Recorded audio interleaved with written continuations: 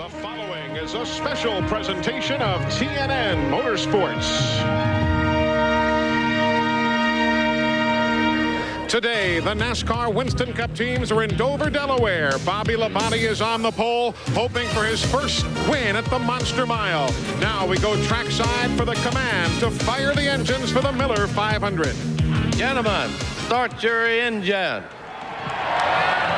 That command from Melvin Joseph, and we are set to go racing as the best NASCAR Winston Cup teams in America get set to go 500 laps, 500 miles on one of the nation's most demanding racetracks. Glenn Jarrett is alongside the front row of the Miller 500.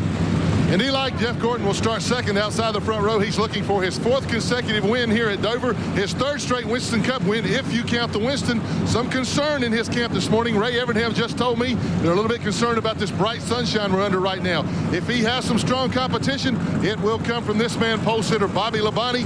He has really been hot lately. He won the Busch Grand National race here yesterday. Wouldn't surprise me to see him again in victory lane. Now let's go to Matt Yoakum. Glenn, Kyle Petty starts third today. It's been 57 races. Let's see, the last-minute trip to victory lane. Ironically, right here at Dover, he has one top 10 as a car owner. He says, I truly feel today will be the day that PE2 gets in the victory lane. Steve Burns. Dave Marcus has 47 starts here at Dover. He came in second in 1982. Today, he starts fifth. Can he place one spot better? We'll find out in 500 laps. Hi, everybody. I'm Eli Gold. Welcome to Dover Down Speedway in Delaware. All of a sudden, the sun has popped through what's been a heavy overcast day.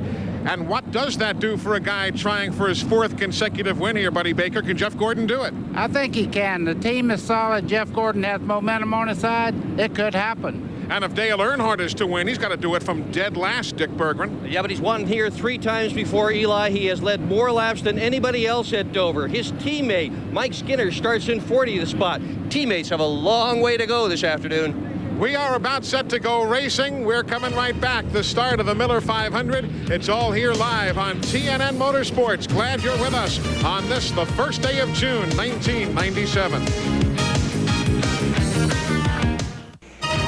TNN Motorsports live coverage of the Miller 500 from Dover, Delaware is brought to you by Milwaukee's Best. When you're looking for a different breed of beer, unleash the beast. By Texaco Clean System 3 gasolines. Add more life to your car. Take it to the star. By the more than 1,550 AutoZone stores across America. AutoZone, the best parts in auto parts. And by the all-new Wide Track Grand Prix by Pontiac. Wider is better. Welcome back, everybody, as the field is about set to roll off the pit lane here at the Monster Mile in Dover, Delaware. If you're curious why we have kind of rushed right on through our pre-race activities here and dispensed with the normal interviews and why the engines are already fired, the sun that has popped through the clouds is apparently a very unexpected visitor today and may not be with us for too long. The weatherman says there are some significant chances of rain mid-afternoon, middle to late afternoon. And NASCAR said, listen, let's just crank them right up at noon. Let's get going and get this race in, because once the rain hits here, the weatherman is saying it'll be here till Wednesday, and nobody wants to be here till Wednesday to try and get the Miller 500 going. So, again, we apologize for the lack of the pre-race interviews, but we'd all rather see the laps. I know you guys would at home also. So they're rolling off the speedway right now. We'll be heading to the green flag shortly. Let's take a look at the starting lineup for you today. Bobby Labonte, second straight pole at Dover. And you know, Jeff Gordon going for the record fourth straight win here. Kyle Petty, the 1995 race winner. And Joe Nemechek, his last top 5 finish was here. Dave Marcus, first top 5 start since 1982. Dale Jarrett, he is always strong here. Mark Martin has finished in the top 5 the last 5 Winston Cup races. And David Green's first top 10 start in Winston Cup. Ward Burton, he was 7th here last September. Ernie Irvan, 4th in the 96 running of the Miller 500. There's Kenny Schrader. Last win was here back in 91. Bill Elliott, leader in 9 events at this Monster Mile. Ricky Rudd has 3 Dover wins. Hut Strickland of Calera, Alabama. Derek Cope, a 1990 winner here. There's Chad Little, who worked with us on our telecast yesterday of the NASCAR Busch Series race. Ted Musgrave and Rusty Wallace, he has 3 straight Dover wins on his resume. Ricky Craven, Brett Bodine, they're sharing row number 10. Terry Labonte and Jimmy Spencer, his first Winston Cup start was here back in '89. John Andretti and Michael Waltrip in his 23rd Dover start. Jeremy Mayfield and Sterling Marlin, he's finished 5th here at Dover a couple of times. Jeff Green having taken over from Robert Presley and Steve Grissom in row 14. 15th row, solid sophomore season. Johnny Benson, Rick Mast, 6th here last September. You've got the rest of the starting grid. Wally Dallenbach and veteran Dick Trickle. He had the pole here yesterday for the Busch Series race. Mike Wallace and Jeff Burton, Jeff Bodine, and Morgan Shepherd. Jeff won here back in 1986. Darrell Waltrip, a 2-time Dover winner, joining Bobby Hill, and he's staying in that 77 car until they find a replacement, but it won't be long-term any longer. Bobby Hamilton, Mike Skinner, Kenny Wallace and Gary Bradbury, row number 21, and shotgun on the field of the provisional is Dale Earnhardt, the GM Goodwrench Chevrolet. Now let's give you all the stats about today's race. The AutoZone race setup and the preps for the race, brought to you by the more than 1,550 AutoZone stores across America. AutoZone, the best parts in auto parts. 500 laps, 500 miles around. Racetrack bank, 24 degrees in the corners. 9 degrees of banking on the straightaways. If you're curious about Jeff Gordon there, they're just checking out some speedy dry that was on the racetrack after some activities here late yesterday. And Glenn, they just kind of asked Jeff to go out there kind of like a rabbit and give it a once-over, huh? Yeah, they are. And Ray, what's Jeff saying about the condition of the track? He says it's just a little bit slick right now. NASCAR's going to send a blower out and blow off some of that speedy dry. And then just a few laps through it, and they blow that speedy dry off. It'll be all right. What about your concern about how slick this racetrack may get with this hot sunshine out now? Well, I don't know. That's probably got more to do with my setup, not so much with the sun. We were guessing one way, went another way. So we're just going to have to be able to adjust. But luckily, we got 500 laps to do it. And that's plenty of time for adjustment. No doubt about that. Now, one of the other stories in NASCAR Winston Cup racing, who takes over from the retiring Doyle Ford? Well, the gentleman leading out in the uniform, holding the finger in the air, that is Rodney Wise. Rodney is the flag man for NASCAR Winston Cup racing today. Just behind him and his backup, that red-haired gentleman right there, that is Jimmy Howell.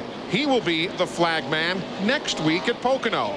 Then the week after, it'll be Rodney Wise. The week after that, Jimmy Howell. Rodney filled in for Doyle Ford last year, you might remember, when Doyle was off with some medical problems. Jimmy Howell, he's been with NASCAR for 18 years, 11 years as a flag man, most recently in the NASCAR Goodies Dash Series. So again, on the right of your screen, you've got Rodney Wise. On the left of the screen, that is Jimmy Howell. Those two gentlemen will be alternating as chief starter for NASCAR Winston Cup racing for the foreseeable future. Quickly to the pit lane as the field will get the 1-to-go signal the next time by. Eli, Ricky Craven starts 19th today, and Dover is one of the more demanding tracks on the NASCAR Winston Cup schedule. It's bad news for Ricky. He has the flu. It could be a very long day for Ricky. They don't have anyone standing by, but if later in the race, if someone should happen to fall out, don't be surprised if you see Craven get out of the car. Yesterday, Dale Earnhardt crew chief Larry McReynolds said the car was running so badly they felt like they were chasing a ghost. I asked Larry just moments ago what final changes they had made. He said, let me put it to you this way. We changed everything this morning that we haven't already changed in the last 2 days. This is our last cannonball. Only that it didn't go as back to the orange paint job we saw there at the Winston. In cars today, Morgan Shepherd, he wrecked the primary car in practice here on Friday. Gone to the backup machine, but our cameras are riding along with him. So too with Mark Martin, who has had some good runs here, but has never won here at the Monster Mile. Ward Burton, he'll be starting in the 9th spot. He's got our cameras on board here today. So does Bill Elliott. Of course, Bill is a 4-time winner here at the Monster Mile. John Andretti, he'll be letting us hitchhike along with him today in the RCA machine. And Jeff Burton, the winner at Texas Motor Speedway, starting 34th in the field. Buddy Baker, you started on the pole here a couple of times. You have 11 top 5 finishes here at Dover Downs over the years. You got to be a little careful here in the early going, don't you? Well, what you have to do is get heat in the tires first of all to make them stick well. And the racetrack itself has a little bit of sand on it, so yeah, you have to be very careful, and you also have to watch the traffic. It's basically a one-groove racetrack right at first as they start out, so the car on the outside is a little bit close to the slippery part of the racetrack. Well, folks, glad you're with us, and we are all setting in now for 500 miles, 500 laps. Following us, live drag racing from Heartland Park, Topeka, Kansas.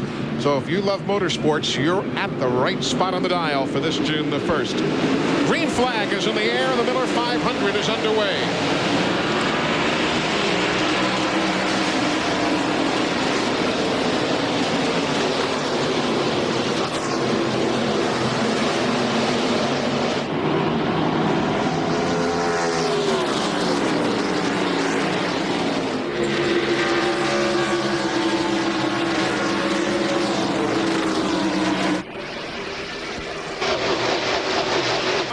Complete here at the Monster Mile, but there's something wrong with Ward Burton.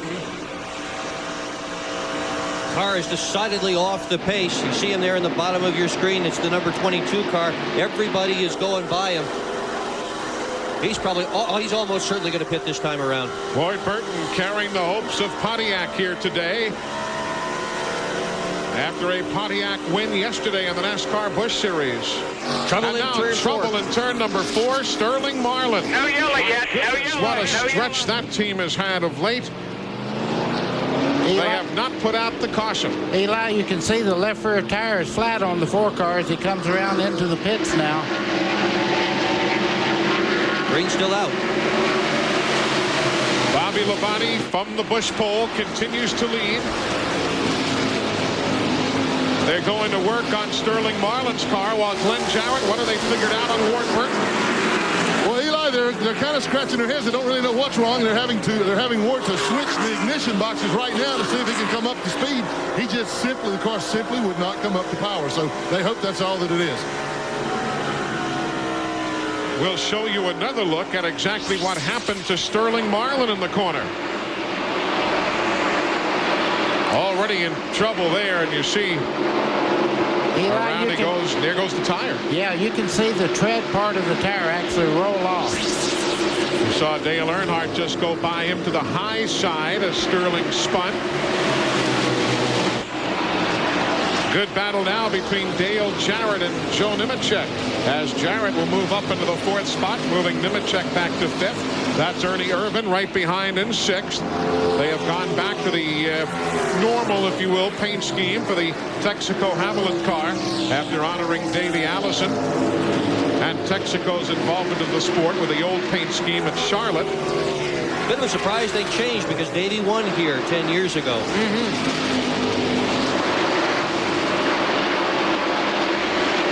Ernie Irvan, that's for 5th.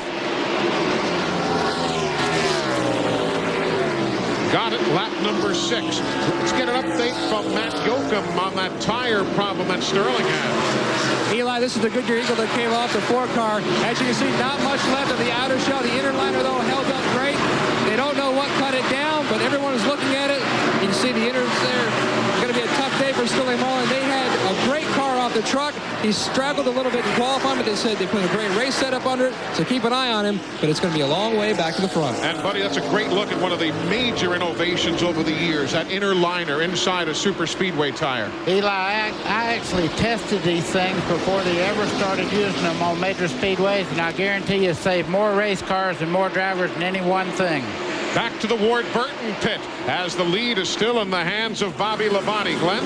And Eli, just as they suspected it was ignition, they switched ignition boxes. Ward says the car's okay now. They cleared the mess up, so he's okay. Just way in the back of the pack.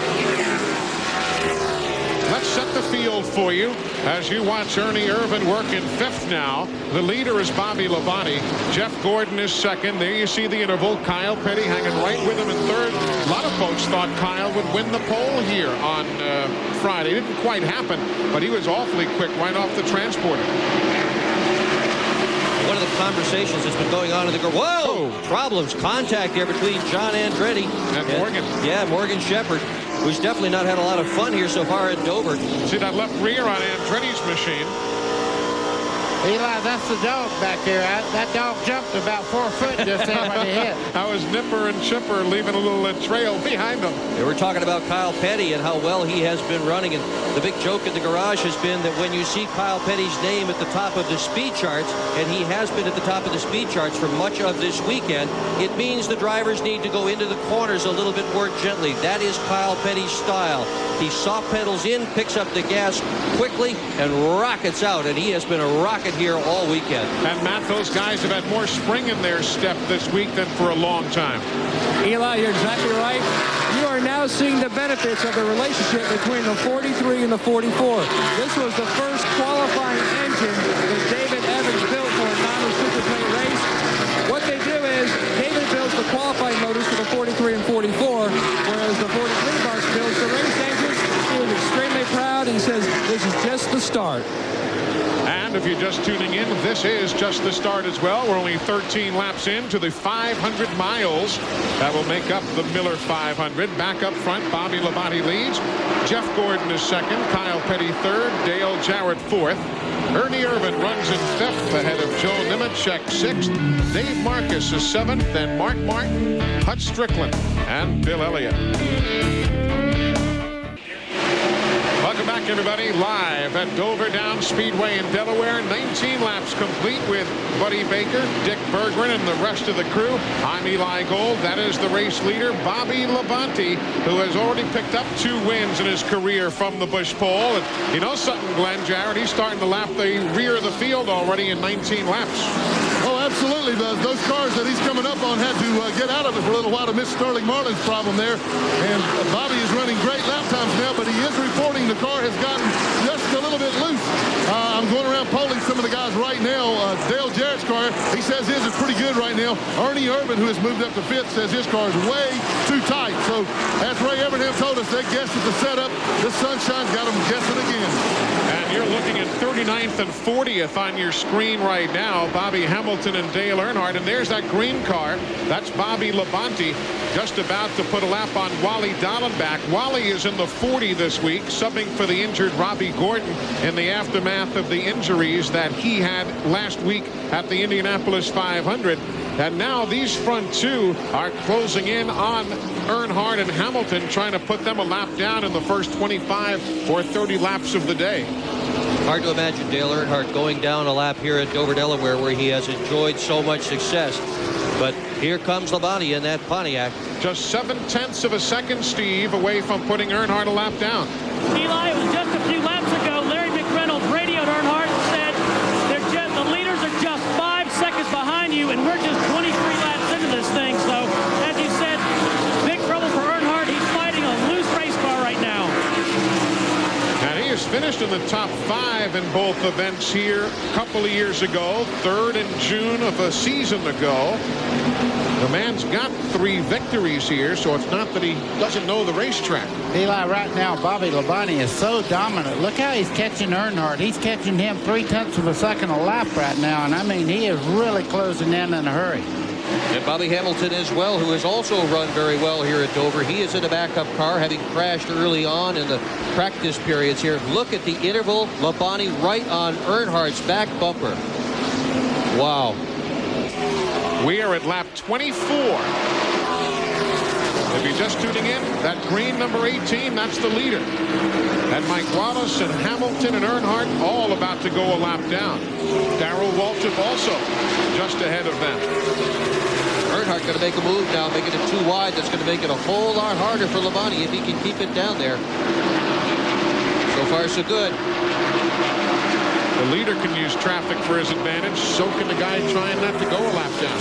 There's Bobby Hamilton a lap down already, and I mean, this is the very, very start of the race. You can see that Bobby Labonte's car is able to hang right on the bottom of the track. It seems to be doing everything he wants it to do. Not the same car he won the pole with here last fall. That car, well, according to his crew chief, he killed it.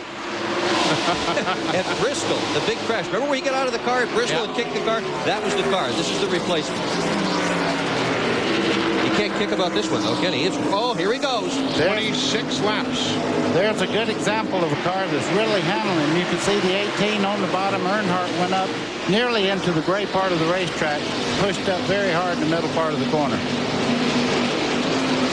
Point out that the weather is very different from what everyone expected. Looking at the weather map, we expected overcast skies. That is what was forecast. That is what the crew set up for. No one set up for sunshine, and we've got it. But we should also say that the sunshine is expected to be short-lived. Weatherman says the rest of the afternoon will be under heavy overcast. Eli, Kyle Petty has already moved into second place. While we were watching the lead car trying to put Earnhardt a lap down, Kyle Petty took over second. There you see Kyle in the 44. Gordon's also not feeling great today. Jeff Gordon has also got the beginnings of the flu. Look at this. Look at this. This is super. Not for the lead. Instead of that, it's Earnhardt trying to prevent going a lap down. Couldn't do it. Finally had to yield. Down around goes Bobby Labonte. Caution on the speedway. Wave Sterling off. Wave Sterling off. Unbelievable. Unbelievable. Lap 29. Caution on the speedway. Eli, Kyle touched him just a little bit on the left rear corner, and that triggered that accident. And Earnhardt hustled but could not get back to the stripe before the race leader, Kyle Petty. So Earnhardt did not get his lap back. Bobby Labonte, as you see, has not even bothered with the pits. He's going right to the garage area. Unbelievable. Caution, lap number 29.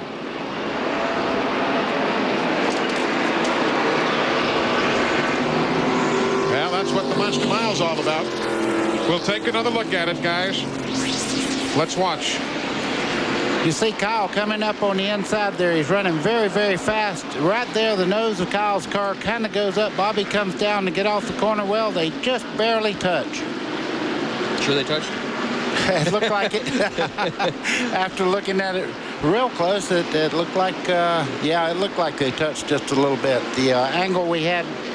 We'll take another angle here. Let's see if this shows it better.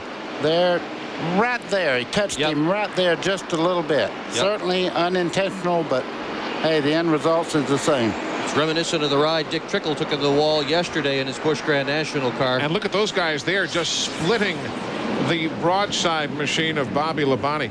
And we had a chance to chat this morning with the coach, with Joe Gibbs. And boy, they were sky high about Bobby's chances today. Well, you could see why the car was lightning fast. But when you get in lap traffic like that and you break your momentum a little bit, anything can happen. And this is Dover. It's just so easy to have problems at Dover. 29 crash DNFs here in the last 5 years. That's a lot. No marks on the nose of that car. If they touched, there wasn't much of a touch between them. I think it was just barely on the right front corner over there. And yeah, as he comes down pit road, I guarantee you'll see a little nick right there. Yeah, everybody's staring. Glenn Jarrett's waiting in the Kyle Petty pit, and he'll have a much closer look than we do. And that's a darn close look right there. What do you see, Glenn? Well, I can't see anything right now, Eli. He hasn't gotten here, but I'm standing between he and Jeff Gordon. And I've got to get out of the way here. I'm standing on the air hose. That won't work. I can't see anything on the front of Kyle's car. I'm looking. It looks to be like just a little bit of tape messed up there. This will be a 4-tire change for both these guys. It's a good opportunity for everybody to change all 4 tires, to get a look at the tires. They can get an idea of what kind of wear they're going to get out of them right now and make some adjustments. We have heard some of the teams talking about slight adjustments. As I said, Gordon's car is a little bit loose. Great pit stop, Kyle Petty. Ernie Irvin, great pit stop. I think that Kyle Petty beat everybody out of there. Good pit stop. So Kyle Petty is the race leader. First time since he won here back in June of '95 on a day when he led 271 laps en route to the victory. We are back with you here at the Monster Mile, Dover Downs, Delaware. Live coverage on TNN Motorsports with the Miller 500. Bobby Labonte in the garage area. Kyle Petty assuming the lead at lap number 30. Remember, back in 1995, Kyle Petty picking up the last of what are now 8 career NASCAR Winston Cup wins. Very emotional weekend it was for Kyle Petty, for the man who was calling the shots at that point, Barry Dodson, his crew chief, in the middle of that scrum of people there celebrating. And that was '95, and now Kyle leading again here at Dover for the first time since that day. And started all the way back in 37th position that day, but he led the most laps, and he is so good at racetracks where you have to be so smooth on entry, pick it up quick, stand on the gas, and get out. Bobby Labonte. Oh, what a tough day. He could have won today. That says it all. That says it all.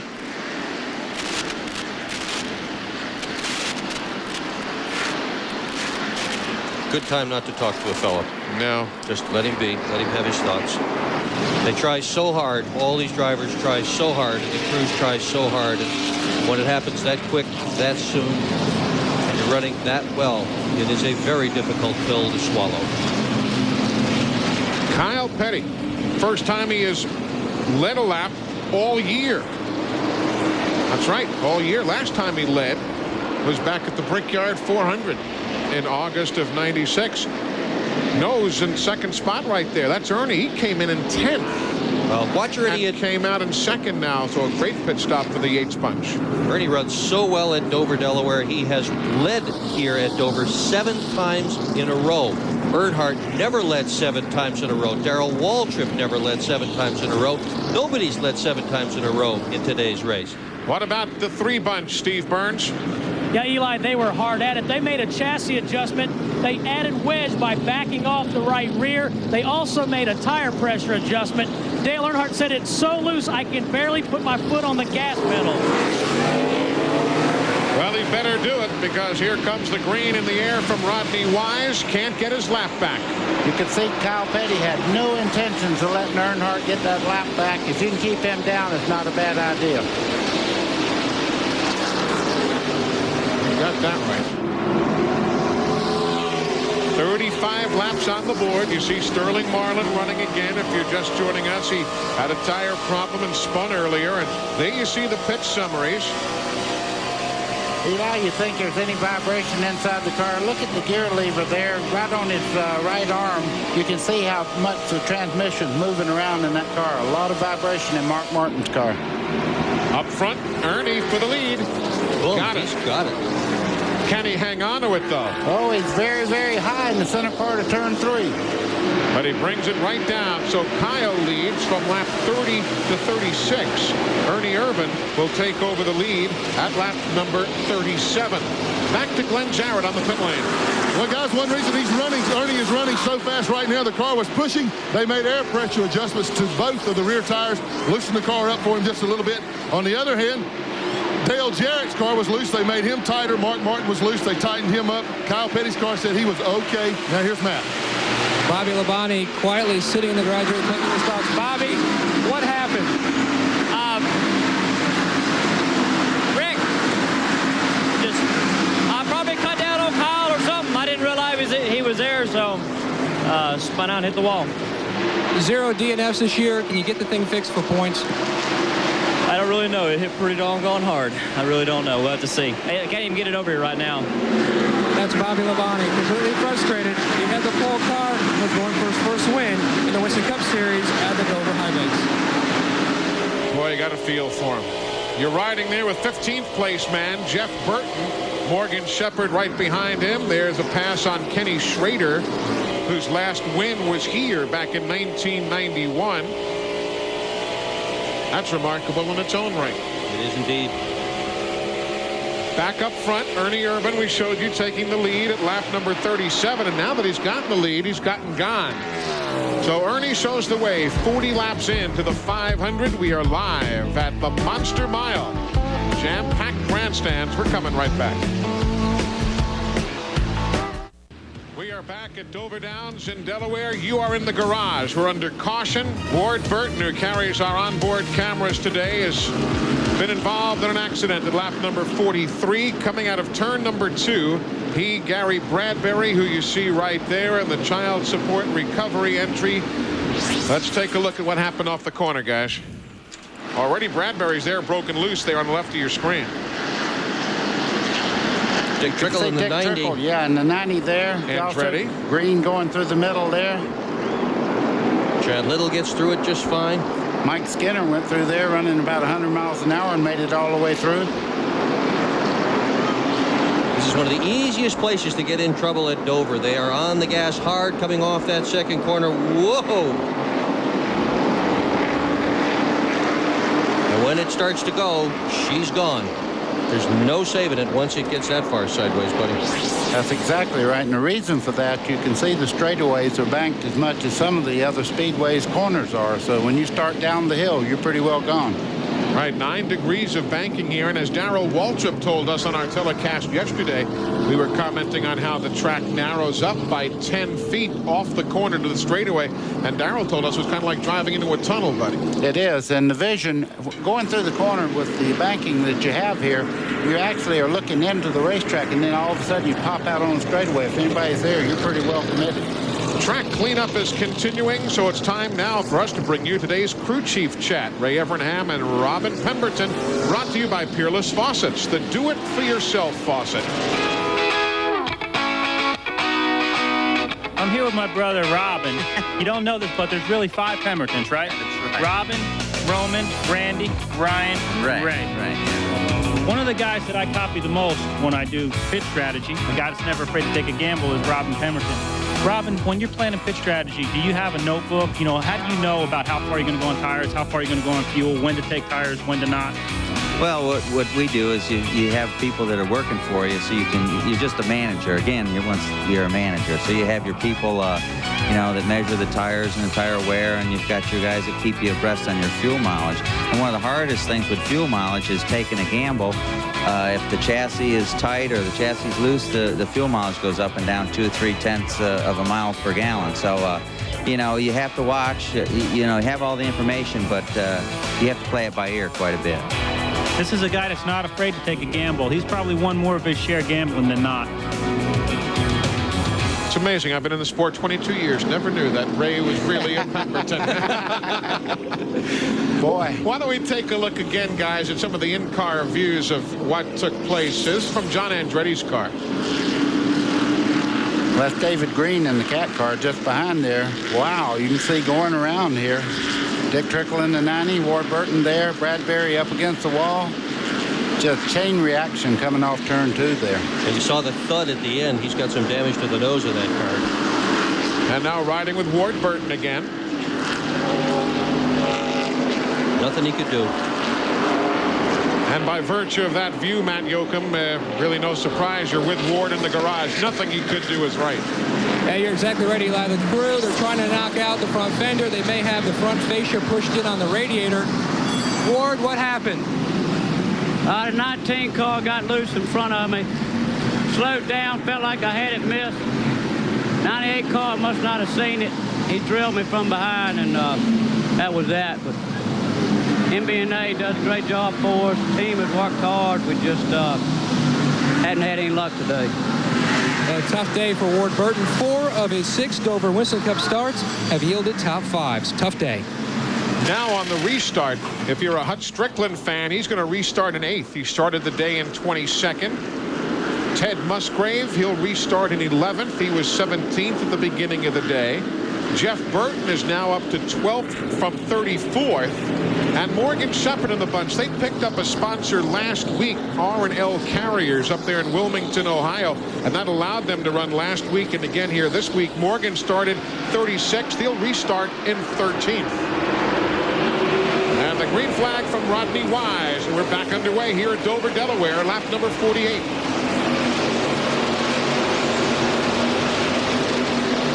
Still too deep back there. That's 3rd and 4th. You saw Gordon and Jarrett. Here comes Sterling Marlin. He's fighting back, trying to get back in the lead lap, but did not make it. Ernie Irvin is really flying through the corners. That car is really hooked up at the moment. Riding with Mark Martin. A non-NASCAR Winston Cup winner here. A lot of guys. Terry Labonte and Mark and Dale Jarrett and Ernie and Sterling and Jeff Burton. A passel full of second-place finishes for those guys, but no wins among that lot. Steve Burns, you've been watching the Jeff Burton bunch, and he's moved up nicely. Yeah, Eli, you just mentioned that he had moved up. Buddy Parrott, Burton crew chief, said Jeff track position is everything. There's only 8 laps on these tires. They decided to stay out, and Jeff Bodine took on just 2 tires. So again, we're seeing track position already starting to factor. So Jarrett now making the move around Gordon right there. They'll swap positions around. Dale is in 3rd. Gordon is in 4th. What are you hearing, Glenn Jarrett? Well, remember we told you when the race started that Ray Evernham lifted his eyes heavenward in a moment of thanks that his car was a little too tight. They were worried of being loose. So they did loosen it up, and now Jeff says they got it too loose. So he's just having to back off a little bit. Mark Martin's car, on the other hand, was way too loose to start with, so they tightened it up. Now Mark's telling them they got it too tight. Man, you just can't satisfy these guys. You were easy to satisfy as a driver, though, weren't you, bud? Oh, absolutely. Everything handled to me. That's why I won so many times. There is the race leader. Ernie Irvan took over the top spot at lap number 37. We're now at lap number 52. That's the guy everybody's chasing. TNN Motorsports live coverage of the Miller 500 is brought to you by Napa Auto Parts. At Napa, we keep America running. Welcome back, everybody. Ernie Irvan is the leader. You're looking at the 6th place scramble right now. Nemechek, Spencer, Rudd, Hutch, Strickland, and a 6th place on back as we're working 59 laps complete of the 500. Now the bumper shot from Bill Elliott's. Well, that bug won't see the finish of the race. Jeff Burton makes the move right there in the Exide machine. And there's Jimmy Spencer now in the 23. That's for 6th, inside of Joe Nemechek. That's the problem here, buddy. To get up in the groove, man, you can lose a ton. It's almost like the big super speedways at Daytona, Talladega. Get out of the draft and you can't get in line. This track's bad for that, too. Eli, you can see how close the car on the outside is to getting into the loose part of the racetrack where all the rubber buildup and all the dirt kind of gets flung up to the high side of the racetrack. When you get out there, you're in big trouble if you can't get back down in a hurry. Meanwhile, in the garage area, a piece of equipment is being used that we don't often see being used at a racetrack, a frame straightener. If you get into that dire of a situation during a race, a lot of times you just say, well, we're going to pack it up and go home. But Matt Yoakum looks like they are using the frame straightener on Bobby Labonte's car right down there in the garage. Eli, they are 5th in points. Every point is valuable today. They have pulled out a frame straightener. Slick Poston has a hydraulic pump. They're going to try to straighten the rear clip. The bigger problem might be the fuel filler. They're going to have to reinforce it because with the vibration that they were picking up on the high banks here at Dover, it's a little bit of a rough track. That could be vibrated loose, so they're going to work on that. They're going to work on straightening the frame. They've already cut away the caliper and lower A-arm. A lot of cutting going on the Interstate Battery Chevrolet to try to get this car back out. What would they have done in your day, buddy? And I'm not poking fun. That it's been a number of years. If when you won here at Dover or had the pole here at Dover some many years ago, if that car was in that shape, would you have just packed it up and taken it onto the house? Probably so, because point standings didn't mean as much. You know, right now Bobby Labonte's still got 4 hours to fix this thing and maybe get a couple more points. So yeah, why not fix it and get back out there and get what you can? They're the fastest laps by a leader. MCI, the official telecommunications company of NASCAR, showing Ernie on the 51st lap as the quickest lap of the day. We'll go now to Kenny Schrader and Bill Elliott. They're side by side for 11th and 12th. Schrader's got the stop, or the spot, I should say. Now, Eli, you could see Bill Elliott move up, let Schrader by. Now he's pulled right in behind him. Early parts of the race, drivers remember when you're courteous like that. Later on in the race, 10 laps to go, you don't have any friends. But let me tell you, right now, that's smart, and that keeps those fenders straight. Schrader said this morning he expected a lot of himself today. Said the car was very good. He felt good. He has won here before in a long time, not since '91, but this is where he won his last Winston Cup race. He also has 13 top 10s here. So you're right. This is one of those tracks that Schrader is comfortable with. See what Michael Waltrip can do right there in the Wood Brothers number 21. By the way, he was telling me that Leonard Wood, you know the story, folks. Leonard's wife was killed in that unfortunate accident on the highway after the Winston. And they say Leonard's coming back to the track next week at Pocono. Michael was saying. Jack Roush had a long conversation with the drivers and the car owners this morning and updated everybody. And looks like Leonard's family is doing a lot better. There were some other relatives injured, and they're all doing better. Man, close quarters. I think that was a little too close. I think Joe Nemechek's car has really given up on him. He's just barely able to hang on right now. He needs to make some adjustments on that car to get back in the fight here. Ted Musgrave, you saw him in 14th spot there, the Family Channel machine. Very much in the middle of the fray. See how dark the track is getting now, though, and that's certainly something we didn't see here early yesterday after the NASCAR Busch Series race, the final practice, and the first 70 laps here today. A definite groove and a half to 2 grooves now being worked in the track. It is a 1 8/10 second lead for that man, Ernie Irvan. Still early in the Miller 500. That's what everybody is chasing today, the Miller 500 trophy here at Dover Downs Speedway in Delaware. Welcome back, TNN Motorsports live coverage of the Miller 500. The leader, number 28, Ernie Irvan, putting Darrell Waltrip a lap down now. The Western Auto Parts America Chevy goes a lap down. Mike Wallace is just ahead of the race leader now.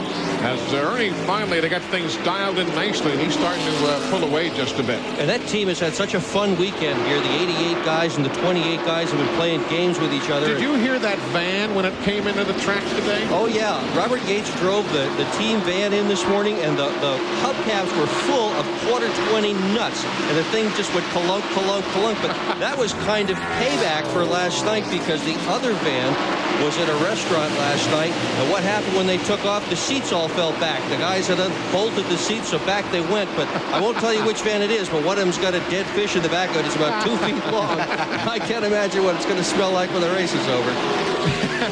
That's 16th right there. That's where Dave Marcus is after starting in 5th spot. Dave now, as you see, backsliding to 16th position. You've got the Ricky Craven car challenging him.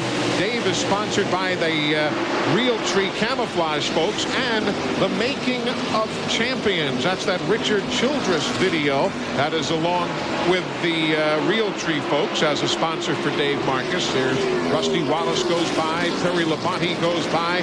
Jeremy Mayfield in the 37 will relegate Dave Marcus back towards the 20th spot.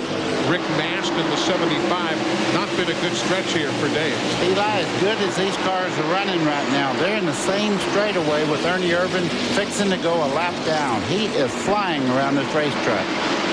Marcus has Tom Peck working with him this weekend. He said he's really glad to have the help. He says, usually I have to ask the questions and answer them too. He says, now all I have to do is ask them, and Peck answers them. So he's a lot better off. There goes Brett Bodine. He bypasses Dave Marcus. And again, Marcus, interesting sponsorship this weekend from Richard Childress, and that video of his that's called The Making of Champions. It's an inside depth of a video of Richard Childress racing from the beginning. And it's in conjunction with Mr. Jordan from Realtree. He's done the production and stuff on it for Richard Childress. But it takes you all the way back to the days when Richard began his racing career and how he's built his team and throughout all the years up to the present day. You know, we get an in-depth view of our race shop, what it takes to build the race cars, what it takes to do the engines. We show a lot of things on the video that's you can't see even if you come to the shop on tours. So that's what's the sponsorship situation for Dave Marcus here this weekend. If you're a Ward Burton fan, he has just come back onto the racetrack 34 laps down after being involved in that accident at lap number 43. So the MBNA Pontiac back out there. He's 34 laps in arrears.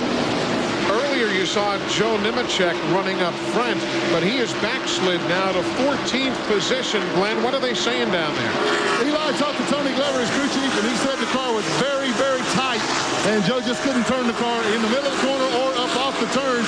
That's something that will not work here at Dover. Also, I'd like to comment about Mark Martin. I said that he was a little tight a while ago. When he was on free racetrack, no traffic in front of him, he said the car was real good. He has closed up on Dale Jarrett for third right now. Mark's running fourth, and Mark reports the car getting just a little bit tighter when he gets around another race car. Jarrett, meanwhile, says his car is tight, and he's certainly lurching around on the racetrack. We're starting to see a lot more rubber on the track right now, so we're going to see some guys trying some different grooves. You see Bill Elliott trying the high side. It opens the inside for Jeremy Mayfield there in the 37. And that is the battle that is ongoing now for 17th position. Well, he's got himself up high, and everybody has just been taking advantage of him. It's one after another going by him on the bottom. Rick Mash there in the 75. Meanwhile, Ernie Irvan is working traffic now here at lap number 85. There he is to the inside of Mike Skinner. The next man he'll try and pass is Jeff Bodine. Ernie Irvan leads at Dover.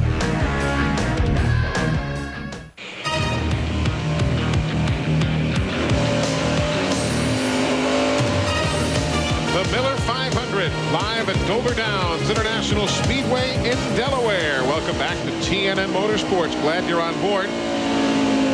There's Ernie Irvan, the race leader, right behind Morgan Shepherd. He's just gotten around Jeff Bodine. There's Kyle Petty now. And those Hot Wheels are starting to chase down the race leader, Matt, closing in just a bit. Kyle Petty says this car is absolutely awesome. We're going to make some minor adjustments on our next round of pit stops. But boys, he says, I think we got something for him today. An update on his teammate, Bobby Hamilton. On Friday, they crashed their primary car, which was a brand new car. They raced it one time at Rockingham, cut the snout off, put a drop snout on. It was the Son of Concrete car. If you remember back a few years ago, they had our concrete car here. It's the Son of Concrete car. It's a lot lighter. That way they could put more lead in the frame rails.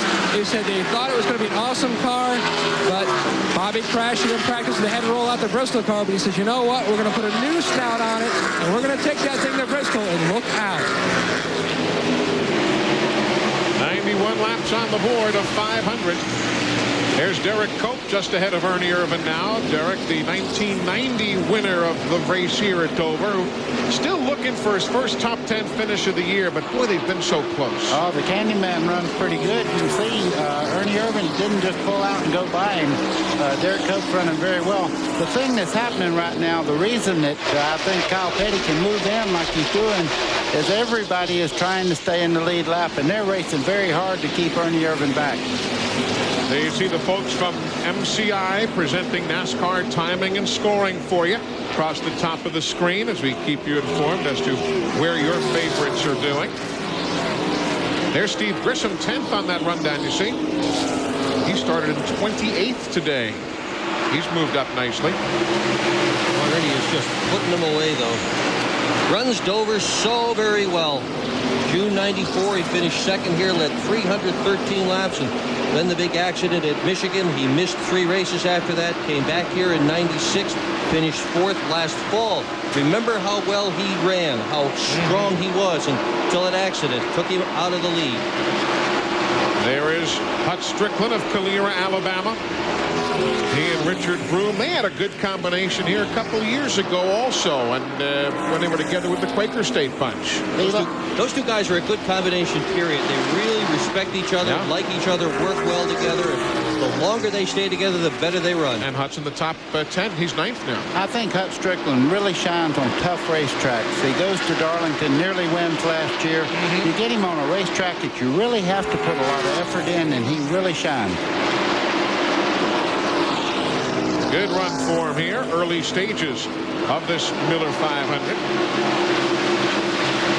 Yeah, if it wasn't that overheating problem there at Darlington, you're right. Might well have outlasted Jeff Gordon to the checkered that day.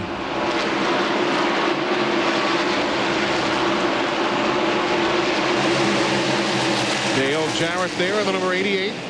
Number 6, Mark Martin. He's closing in just a little bit. That separation was a good bit wider earlier. Now that's the battle for 3rd and 4th. Just ahead of them is Jeff Bodine in the 7. There he is in the QVC colors. Boy, you got a feel for Jeff. Yeah, he's struggling right now. Goodness. 3 races in a row. They've lost engines early on. They have finished last in the last 3 races in a row. Yeah, twice with Jeff driving, once with his brother driving. They're about out of money. They say that they've either got to find a buyer for the team, they've got to find a financial partner, or they've got to do something to keep themselves going. Jeff has dropped from 7th to 27th in points since Texas. There you see the race leader, if you're just joining us. Ernie Irvan still lapping him as quickly as he gets to them. Dick Trickle is just ahead in the Heilig-Myers Ford. Then Dave Marcus ahead of them. And Matt Yoakum, is there any strategy here or just pass him when you get to him? Well, Eli, the 28 strategy is they were hoping to go to lap 120. Now they're looking at maybe lap 100. Ernie is concerned that the right side tires are going away. He said this set of tires is nowhere near as good as the last set. He says the car is a lot tighter in the corners, so they've moved the window up 20 laps. Well, as you see on our countdown there, with 400 laps to go, we're now at lap 100. So if Ernie says it's time, we might be within the next lap or so. I'm watching the way he's picking these cars off. Can you run that well and be disappointed with the car? No. The answer to that is the racetrack itself is getting slicker. That will be a constant battle today because the tires do wear quick here. Now let's take you back there. The 88 and the 6. Jarrett and Martin with the car in between still being Derek Cope in the Skittles colors. This track, though, has kind of been like a Darlington to a degree, Buddy Baker, isn't it? When you get the tires now starting to go longer and longer. Exactly. When you unload at Darlington, you can wear a brand new set of tires out in 30 laps, and it gets better and better. And as you can see on this racetrack, see the dark part there? That's rubber that's into the racetrack. The wear will get better and better as they go all day. 101 laps on the board. Ernie Irvan still shows the way over Kyle Petty, Dale Jarrett, Mark Martin, and Jeff Gordon. Overcast now rolling back into Dover. Well, the window of pit stops now just beginning. We're at lap 108. Ernie Irvan still continues to lead. Here comes Kyle Petty, though, the first of the teams to make a stop. Glenn, it's yours. Well, thanks, Eli. Bobby Kennedy, the crew chief, told me they would be in around lap 108 to 110, so they hit it right in the middle. This will be 4 tires. They're going to make a slight air pressure adjustment on the car. We have polled some of the other teams. Jeff Gordon, they're staying around lap 125. Same thing for Dale Jarrett and Ernie Irvan. That's a little further than I thought they could go. Left sides are on. Kyle is down and away. No, a good stop, right? Good pit stop. Indeed it was, 19.7. There goes Bobby Hillen in the 77, being put a lap down by Ernie Irvan. And heck, Bill Elliott, Nemechek, and Rusty Wallace might yet go a lap down here. Yeah, they're fighting very, very hard in case of a caution right now to stay in that lead lap because Ernie Irvan is flying around the racetrack, and you don't have to be off that much. Maybe a tenth a lap, but boy, does it come back to you in a hurry here. Steve Grissom pitting at lap number 110. He was running in the 10th spot, and he's on the pit lane now. There goes Bill Elliott down the lap. Remember, last week, if you were with us at Charlotte, 83 laps is what Ernie led there, and he led the most laps in the Coke 600. So things really turning nicely now. Eli, that's the best camera shot I believe I've ever looked at. I love that camera angle where you can actually see the cars work in the corner. You can see every bit of movement from the shocks right on down. That was the 17th place man who just went a lap down, Joe Nemechek.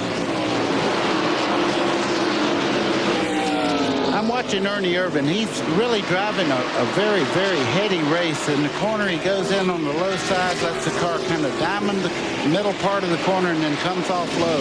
He's not using. You see how high he is there? Now watch him cut down and really get a good run coming up out of the corner. Save the tires. Save the tires. Kyle Petty right now is running a full half-second a lap faster than Ernie Irvan is.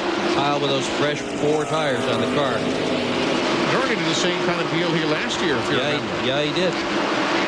Look how close he is to put Rusty Wallace a lap down. Rusty, another 3-time winner here. Here comes Kenny Wallace now.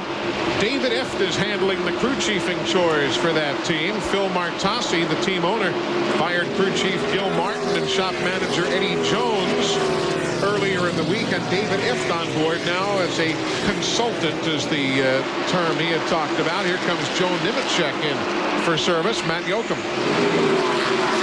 Joe Nemechek will be coming down pit road 35 miles an hour. An update on Ricky Rudd. He says they should be coming in around 2 to 3 laps. He says, guys, don't touch a thing. This car is great. We shouldn't make any adjustments. Joe Nemechek is in. Right side tires are going on. Back upstairs, Eli. We'll see exactly how quickly this stop goes. You saw Hut Strickland just go by in the Circuit City number 8 machine. Eli, we're fixing to find out what the advantage of Kyle Petty stopping and getting fresh tires on that car. Right now, he's almost a full second quicker than 28 car of Ernie Irvan. He's out there making up valuable time. I think stopping early, he's going to force the hand on these guys to come on in. And here comes Rusty Wallace down the pit lane now. Also coming in is Ted Musgrave. New fuel man, new gas man on the pit crew this week. Donnie Epling. Of course, if you say that in the garage area, nobody knows who you're talking about. Everybody knows him as Fat Boy. That's what he wants to be known as. That's what he wants to be known as. He said, don't call me by my name. I'm Fat Boy. He says, nobody will know. Tell you what, he can sing. And that is he right there with the gas can going in. Yeah, he's a great country music singer. Has a CD out. And a stop of 20.8. Here comes Jeff Gordon now, lap number 118, Glenn. And Eli, he hasn't been happy at all with the car. He said it was loose getting in and tight coming off. These guys have worn the rubber about off of these Goodyears. They're getting great wear out of these tires right now. They've gone about 90 laps since they pit. Jeff's here. This will be 4 tires. There will also be some kind of adjustment to the car. I don't know yet. They haven't told me what they're going to do, but they will make an adjustment to try to better the car to Jeff's liking. He's not happy at all with it right now. Ricky Rudd in to the attention of the crew. Well, 17.3. Everybody else is in the 20-21 second range. Great stop right there. Let's see what Ricky Rudd's bunch does, Matt. Ricky Rudd already stopped down pit road. A 4-tire stop for the Tide Ford.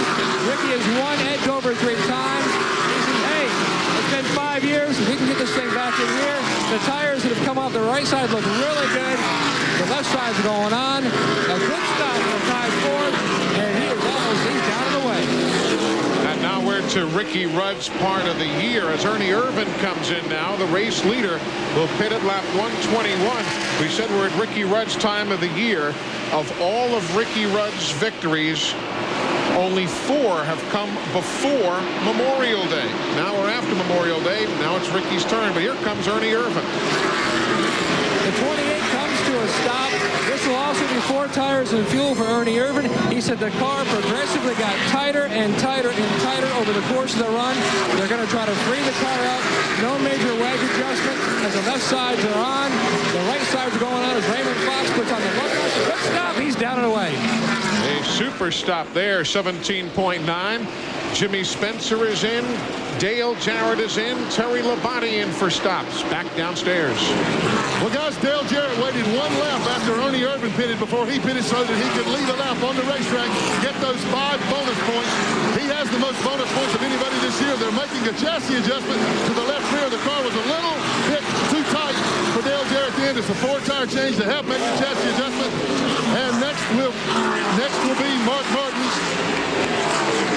And he's coming into the pit right now. We've moved right next door. He's next door to Dale Jarrett. Mark wanted to wait until Dale was in and out so he'd have plenty of room on the exit. 4-tire change for Martin as well. His car was just a little bit tight. They're around to the left side now. They've got the car jacked up. He'll get the left sides on and out. Now let's go to Steve Burns. And Jeff Burton had the same strategy, Glenn. He also led a lap. Came into this race 7th in points. Tony Liberati on the rear tires. Frank Stoddard on the front. Gas man is Jim Gilbert. This car is in good shape. Burton has gone 18.6 seconds. Great pit stop.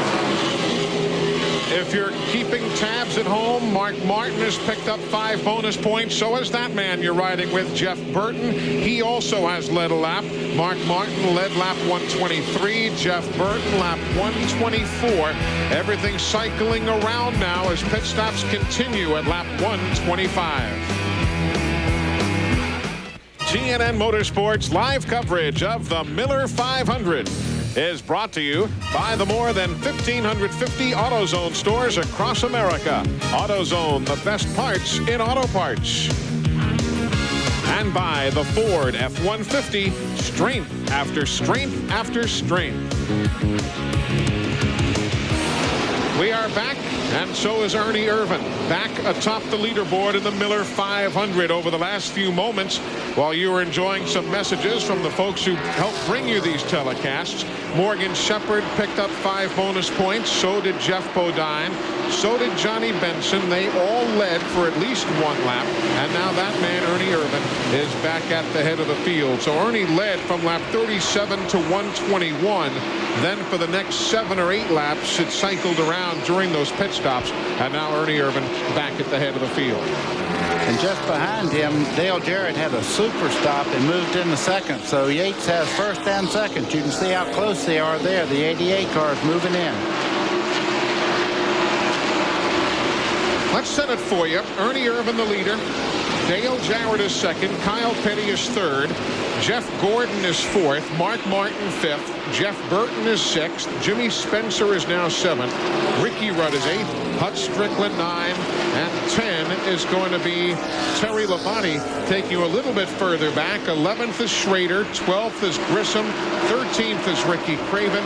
Michael Waltrip is 14th.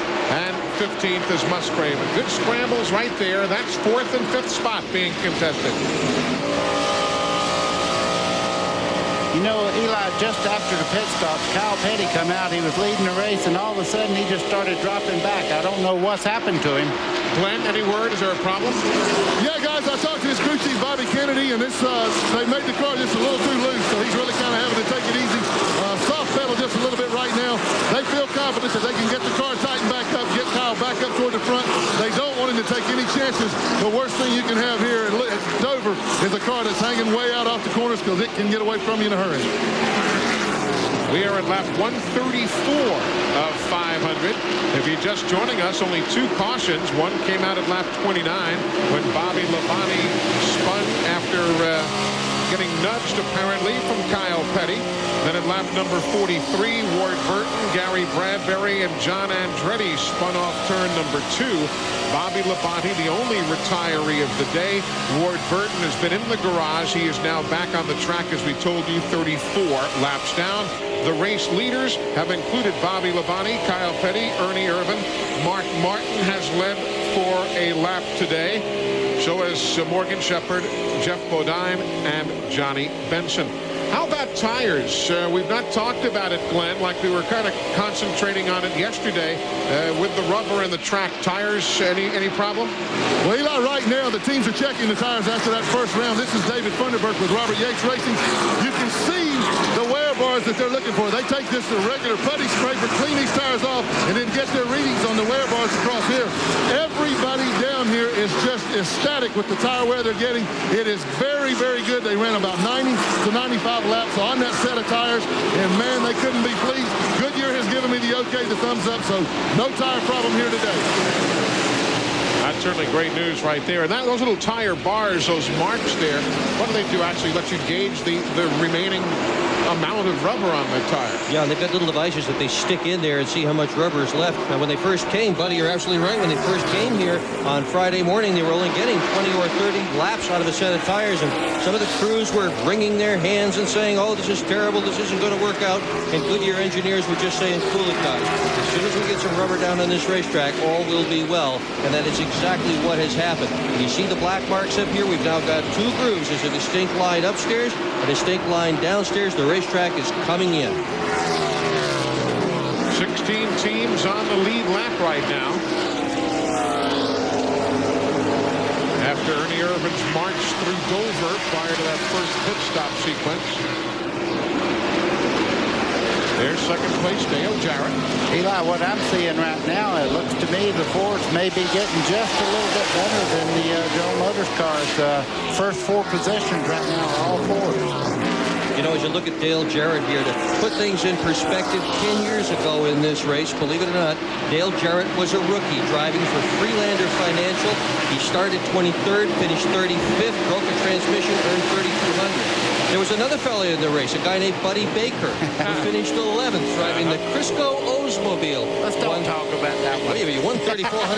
That's not too bad. And Davey Allison won the race as a rookie driving for Robert Yates. The old Crisco car, I remember that. Hey, if you're a Terry Labonte fan, he's now broken into the top 10. He's running in 9th right now. So we'll keep you informed on his doings. We're riding there with the fourth place man, Jeff Burton. Jeff Burton's making a run towards the front. We're at lap 142. Lots of racing yet to go here at the Monster Mile. We're coming right back to Dover, Delaware. Hope you've had a chance to race on into the all-new and official store of NASCAR. It's called NASCAR Thunder. Gwinnett Place Mall in Atlanta, the Haynes Mall in Winston-Salem, North Carolina, the Westtown Mall in Knoxville, Tennessee, the Vista Ridge Mall in Dallas, and they tell me they're doing great business at the newest location, the Kenwood Town Center in Cincinnati, Ohio.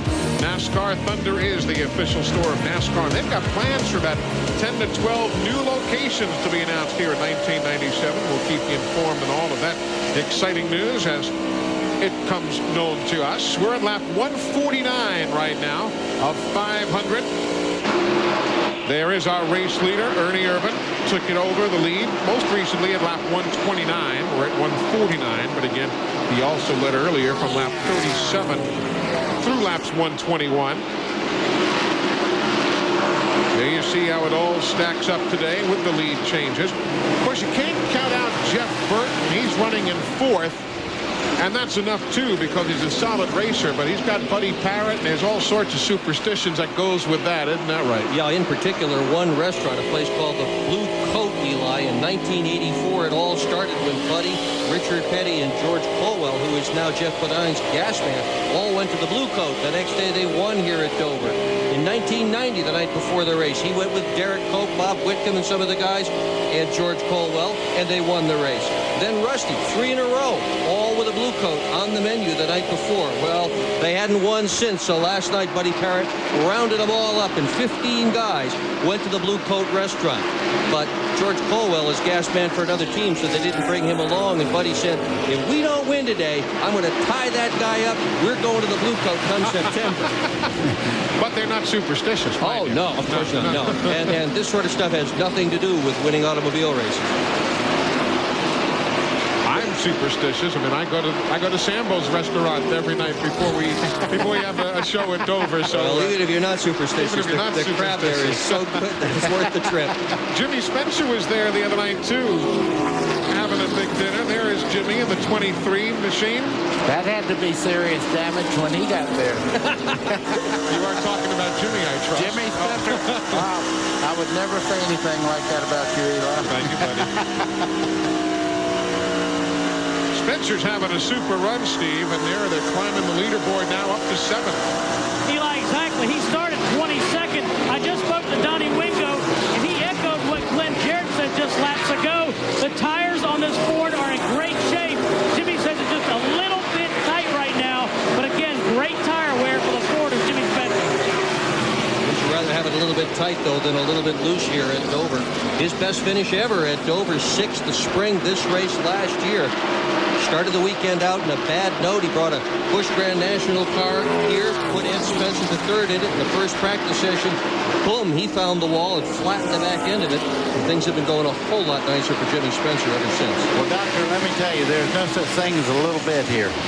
You could, just like Kyle Petty, he was just a little bit too tight. He loosened the car up just a little bit. He's drifting back through the field in a hurry right now. Yeah, I had a conversation in the garage with Ernie Irvan about running loose. He says anybody who tells you a loose car is okay here is telling you a story. That wasn't exactly the language he used, but I think you get the idea.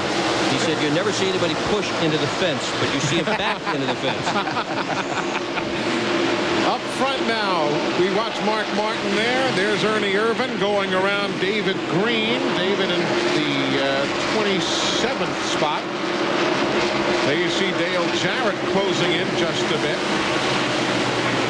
Going back to Mark Martin, take a look at the guys in the truck saw him doing with his in-car camera. If you think these guys are totally busy, watch this. This is at speed. This isn't under caution.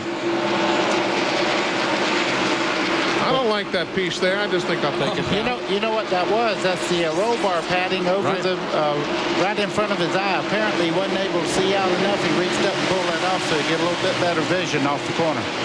It's getting close here. Look at this for first and second. Teammates, Irvan in the 28, Dale Jarrett.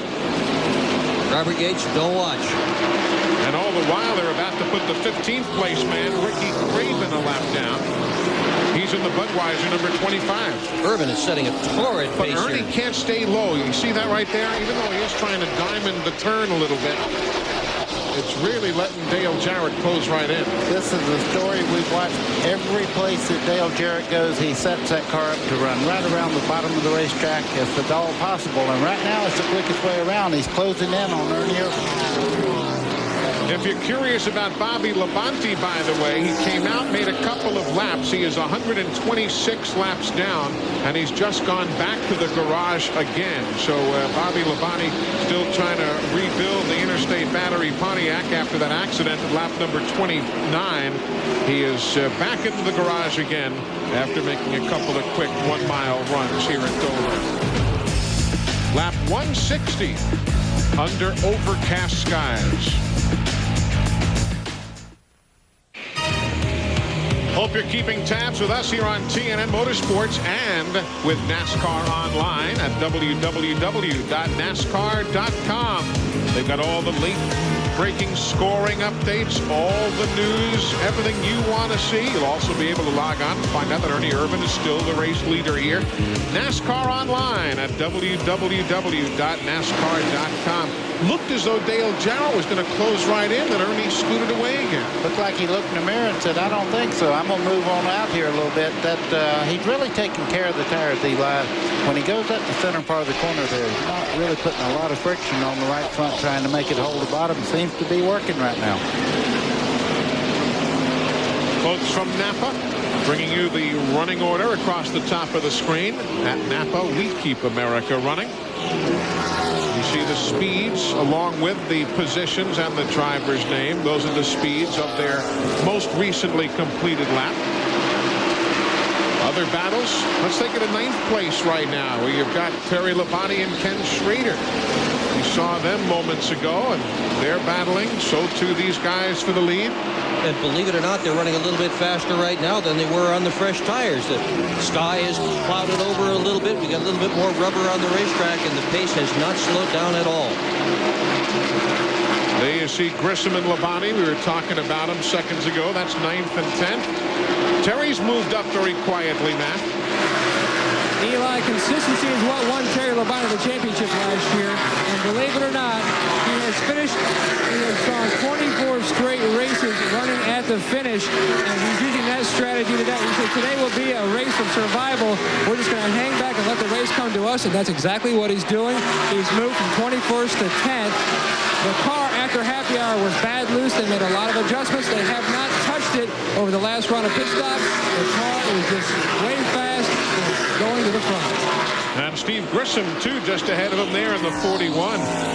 Remember, he had a great run last week. Started 27th and finished 11th at Charlotte. Taking some of the Chevys a while to get into gear here, Glenn, today. Well, it has, Eli. You know, I've been running around like crazy down here, running my tail off the track, trying to find out what's going on. The Ford cars, the first 4 up front, are in great shape.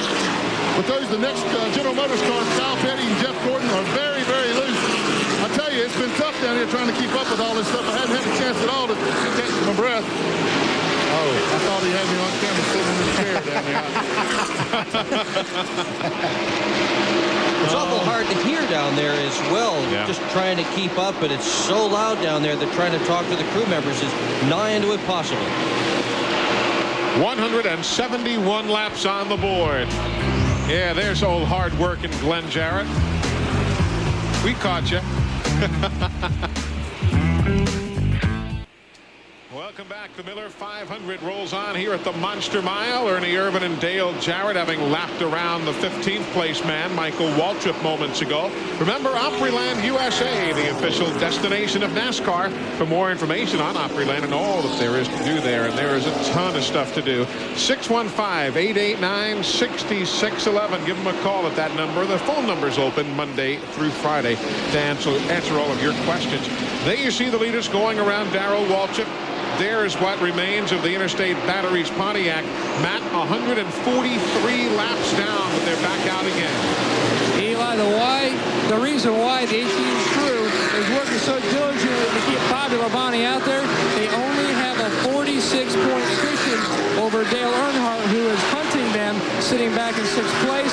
So they are going to keep dogging that 18 car to keep it out there and get as many laps as they can. So that's the update on Bobby Labonte. There is the lead situation still ongoing. Separated is what? 4, 3, 2 car lengths just a bit. There's Dale Earnhardt. He's in 33rd if you're curious. 2 laps down. So Dale Earnhardt, who started dead last today on a provisional starting spot, he is now 33rd, couple of laps down. Back up front, still stable at a car length. This has kind of developed into a constant strategy, and what is happening here is that Ernie Irvin in the 28 is making the holes. He finds a way to get around somebody. Once he does, Jarrett gets right in his tire tracks and simply follows him through. Jarrett not being especially aggressive trying to get around his teammate, letting his teammate do most of the work. Yeah, good strategy. Why not? And we were bragging on Hut Strickland before. Remember how well he was running? He still is running well, except not well enough to avoid going a lap down here in a moment or so. Hut's in 12th. Yates' car has just put everybody away today.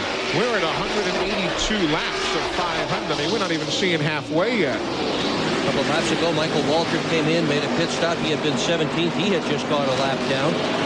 22, Ward Burton made a pit stop as well. His car all banged up from an earlier incident here.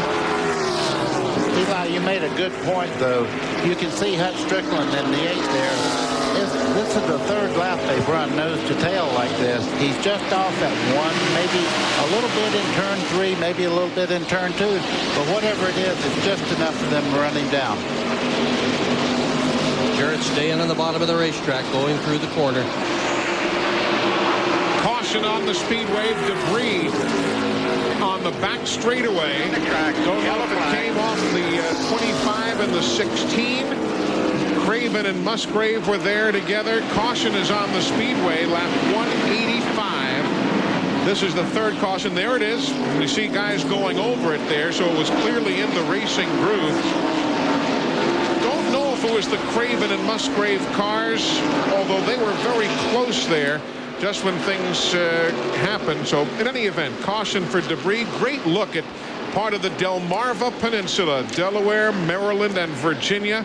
That is Dover Downs International Speedway. The Dover Mall is in the foreground there at the lower portion of your screen. To your left, that is US 1. That goes all the way over towards the Philadelphia area and then down towards the Delaware beaches. And again, if you're not familiar with the track, that inside horse track is what they use in much of the season. The horse races are here. On the front of the speedway, the buildings you see, that's the horse racing grandstand and the casinos that they also have. So big sports complex here, an entertainment complex. Dover, Delaware is. Eli, it's a beautiful racetrack. You know, this caution come out, it saved Hut from going a lap down. That's why they race the lead car as hard as they possibly can. Now the caution's out, he goes all the way around the racetrack, comes right back up. This will really help Gordon and Petty both. Petty was complaining of a loose race car. Gordon was not happy with the way his car was working. Now they're back in contention again after they get to work on the cars. The other thing you saw from that aerial shot were 110,000 fans, a record crowd, biggest crowd ever to come here to Dover, Delaware. Did you see what they wrote about Dover in one of the big business magazines the other day? Yeah, it's one of the 100 hottest growing companies in America. Business Week magazine listed it as one of the 100 fastest growing small company. 87 million in sales. This racetrack and the casino, 14 million in earnings, a net increase of 47.9%. Call your broker, I guess. Horse racing handle, they were telling us, has gone sky high to like 3rd or 4th best on the harness scene across the country. Nice to see under the leadership of Dennis McGlynn and all the guys here at Dover. Let's go down to the pit lane and get an update. Eli, Jeff Burton is in. This is a good break for them. Although they had held their position on the racetrack, which is 4th, Jeff was not happy with the last set of tires. They changed the air pressure, and Buddy Parrott said this time we go back to the air pressure from the time before. Frank Stoddard and Tony Liberati get the job done. Let's go to Matt Yoakum. Tight is the complaints of Ernie Irvin of the 28 Cavalier Ford. There'll be 4 tires. They are going to only adjust the air pressure. Let's go to Glenn Jarrett. Oh, great pit stop for Dale Jarrett. He beats everybody out. 4 tires for him. Martin 4 as well. Also, one of the things that everybody was looking at was the front end of their race cars. There's a lot of trash, a lot of debris on the racetrack. It's coming up, covering the grill area, so everybody made sure that they cleaned the grill area off the race cars. Some of the guys running a little bit higher water temperature than they wanted to. You guys see that drag race off the pit lane? It looked like Ernie Irvan and Dale Jarrett, teammates, darn close, getting together there. Matt, did they touch it all? Could you tell? Well, I talked to Doug Yates. He says, I think they touched down there. I've got to look at the replay myself, but that's what Ernie tells Doug. He thinks they might have touched at the end of pit road. I thought so. I couldn't quite tell. We're going to rack back the videotape and find out for you. Right now, we're going to break away under caution. Lap 186 on the board. One of those two guys is the leader. We'll find out in a moment. Getting set to go back to green, and Ernie Irvan's back on pit road. Buddy, let's take a look at what happened there. Well, as they start out of pit road, you see Ernie Irvan on the left-hand side of your screen there. This is Dale Jarrett right here. I'll clear that, and I'll show you right as they move along here. They hit right there, and that's why they're working on the left front corner of the 28 car of Ernie Irvan. Matt, how significant was that damage on Ernie's car? Eli, they pulled out the Roush roller. They rolled the wheel well opening. There was a little bit of damage to the left front fender, but they don't think it's going to be anything major. Nothing major suspension problems. Glenn Jarrett. Well, there is a little bit of damage on the right rear corner of Dale Jarrett's car. It doesn't seem to be affecting him at all. So obviously, damage to the rear of the car like that can be much less serious than damage to the front of the car. They don't seem to be concerned about it down here. Just one of those things could happen. Could happen to anybody else. Don't like to see it happen to teammates. Of course, now with Dale Jarrett showing the way up front, Ernie Irvan is mired way back. He's 13th on the scoreboard, Ernie is, but he is way back in the middle of all of the traffic. So we'll see how he can snake his way to the front. A little bit of damage to the right rear corner of that number 88 car. The fender well itself is just pushed up. The slightest bit does not appear to be anywhere near the tires. Jarrett should be fine. Irvan, on the other hand, all the way back in the serial running order. That hurt him a lot. He is now at the tail end of the lead lap. There you see, from 1st to 13th after that second pit stop. That is after 2 pit stops there for Ernie. He came in with everybody at lap 186 and had to pit again to go to work on that fender at lap 188. Eli, the other thing you have to worry about a little bit if you're Ernie Irvan, when you hit on the left front corner like that, it can knock the toe out just a little bit. Maybe not, though.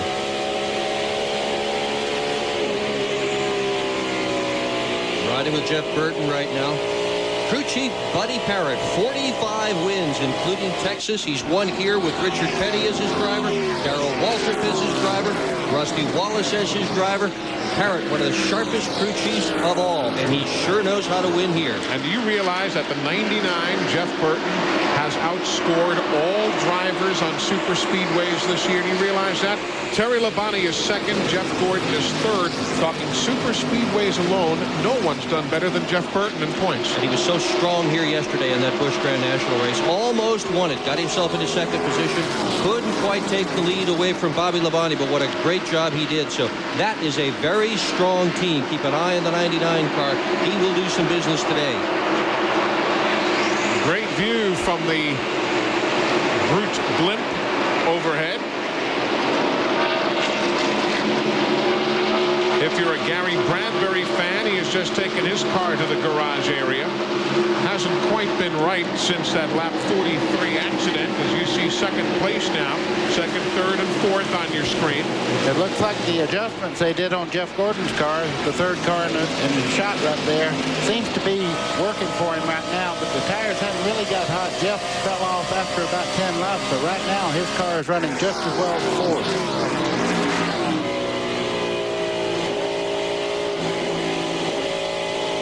Scramble.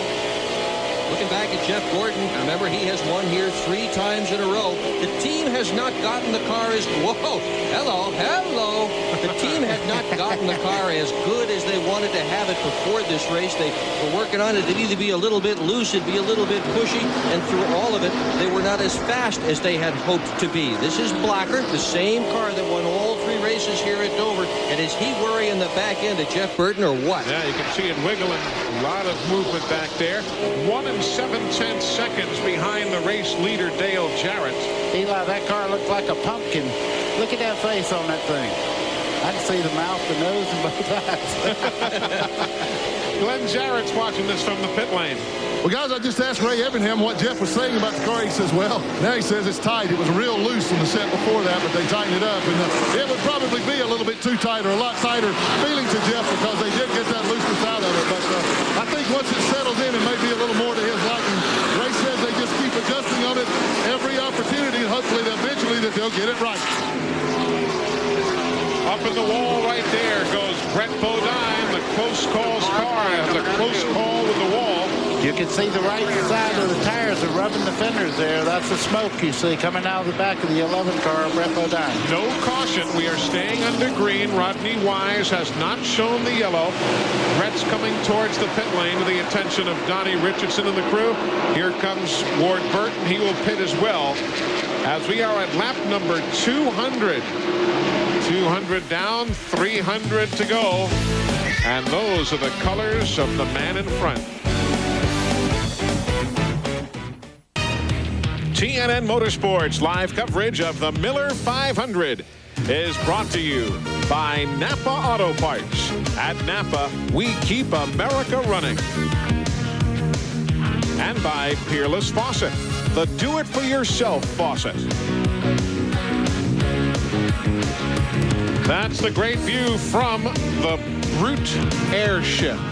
Best smelling blimp in the air. Hi there up there. Good to see you.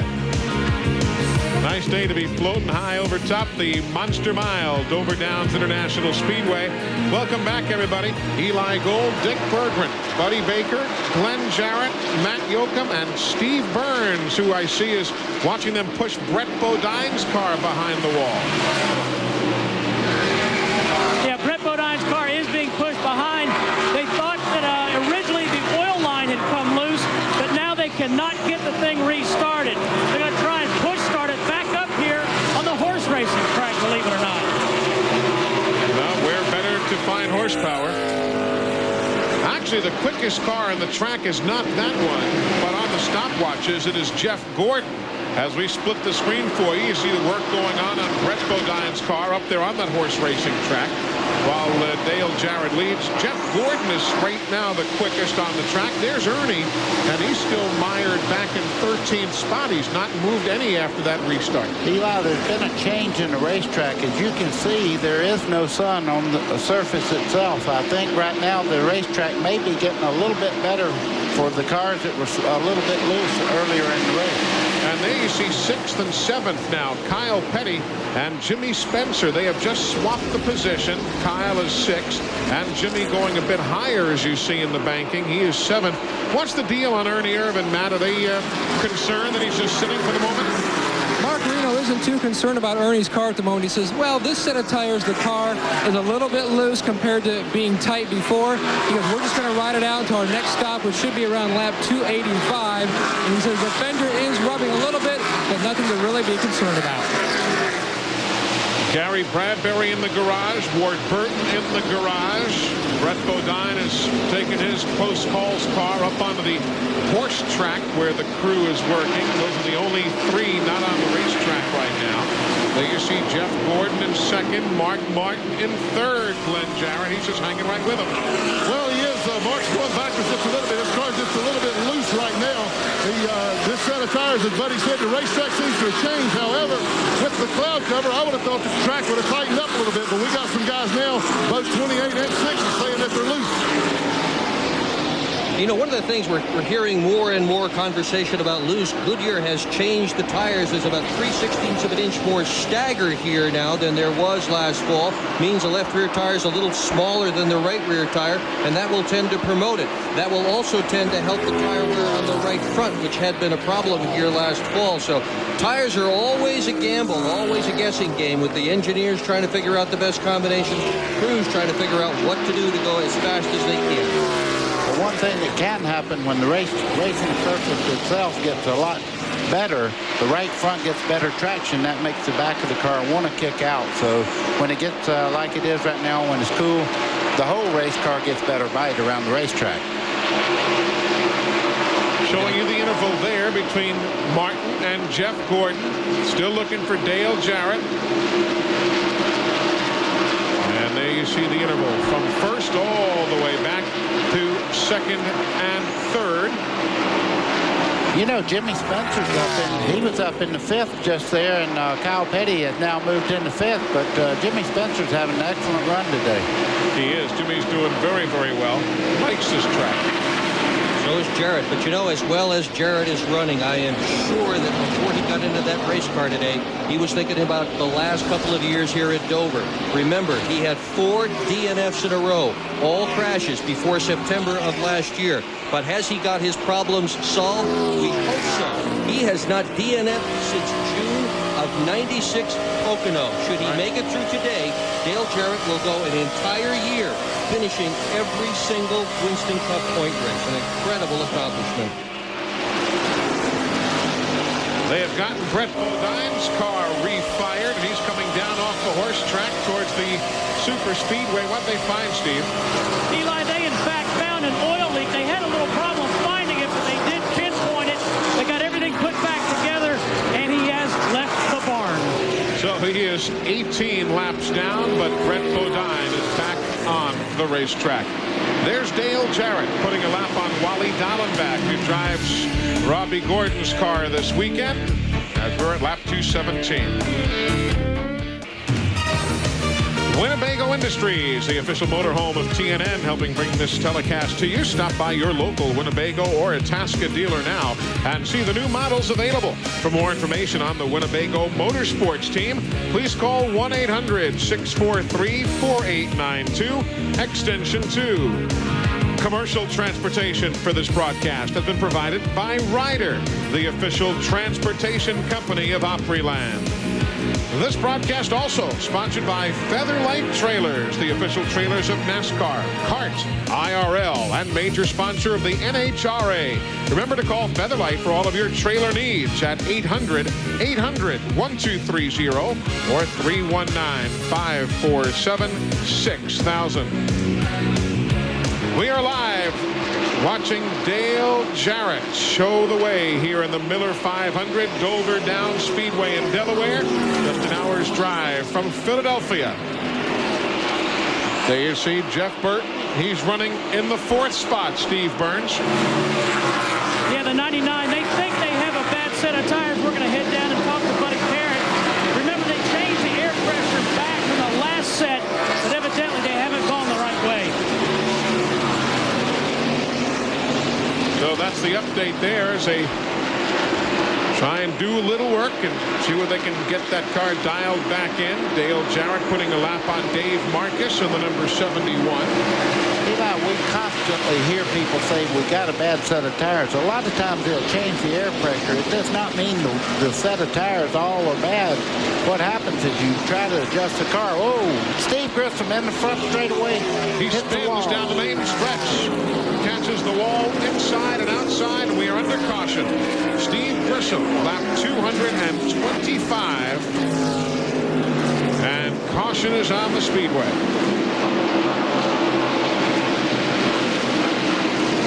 And I'll tell you see that a lot here. You see it when they come off the corner. More often than not, you'll hit both the outside and the inside. Well, you can see it's a self-cleaning racetrack. It's got a lot of bank on the straightaways. When you hit the outside, it goes right over to the inside. When you hit the inside, you're still running so fast it shoots you back across the racetrack. Cleaned Grissom right off the racetrack and into the wall on the inside, didn't Well, they call it self-cleaning. That's what a bank is. If you put a ball at the top, it'll roll to the bottom. That's what I'm talking about. Grissom was running in 8th at the time of the accident. Overcast skies as we check in with our hippy-dippy weatherman. Hey, thanks. I've been waiting to do this all my life. You see the little cross right here? That is the middle of Delaware. That's where we are. This is the state of Delaware. Up here is New Jersey, Maryland, around Pennsylvania to the north up here. You can see, hey, pretty good, huh? You can see right now that we're pretty clear. Some clouds offshore here. That's not going to bother us. What we're concerned about is this piece of weather down here. You can see some pretty significant storms down there. The yellow and the reddish orange areas there. Pretty good thunder cells right there. That is moving very slowly northeastward. They think that may get here right now. They think it's at least an hour away. So we've got plenty of time to get this thing past halfway.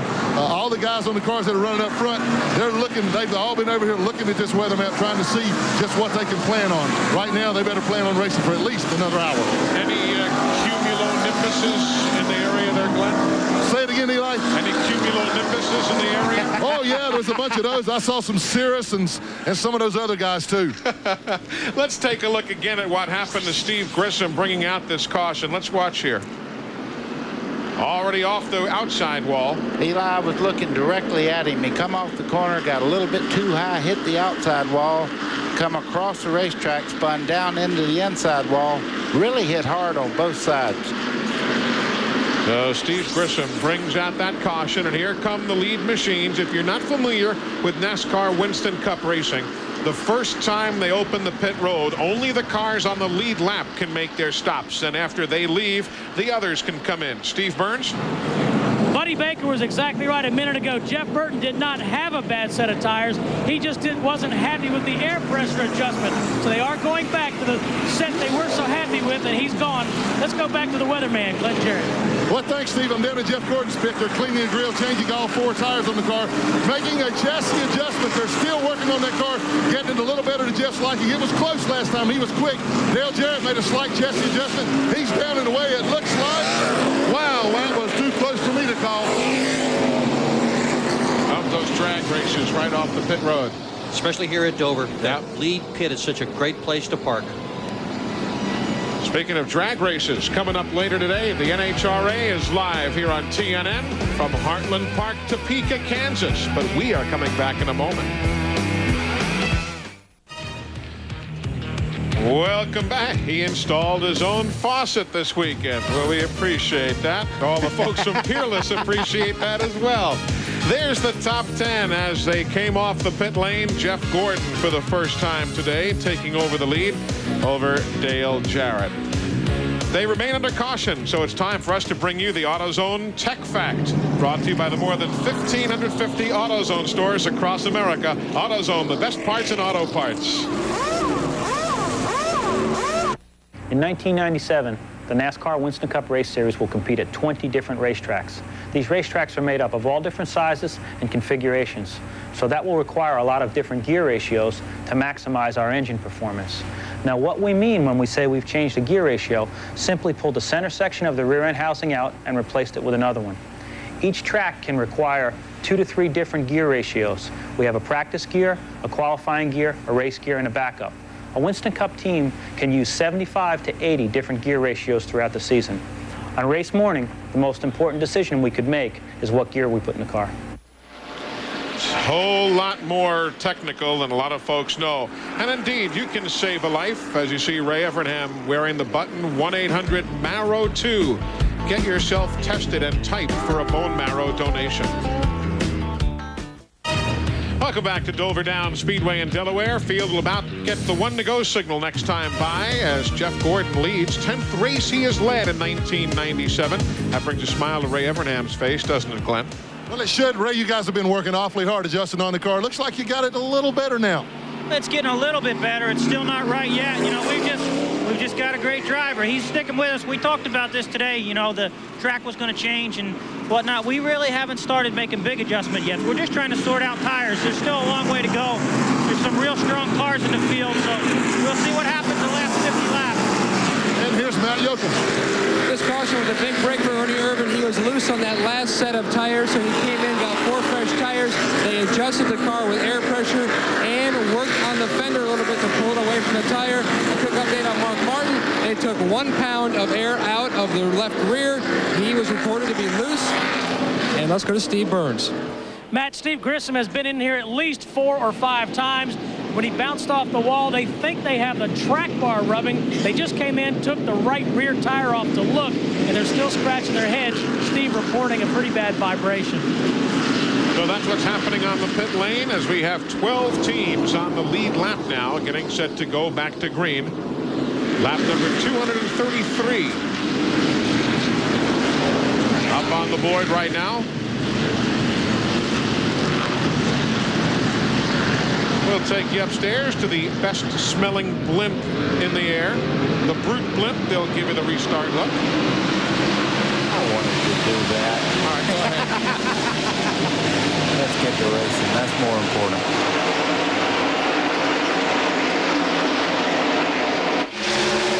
Dale Jarrett going outside of Michael Walton's machine.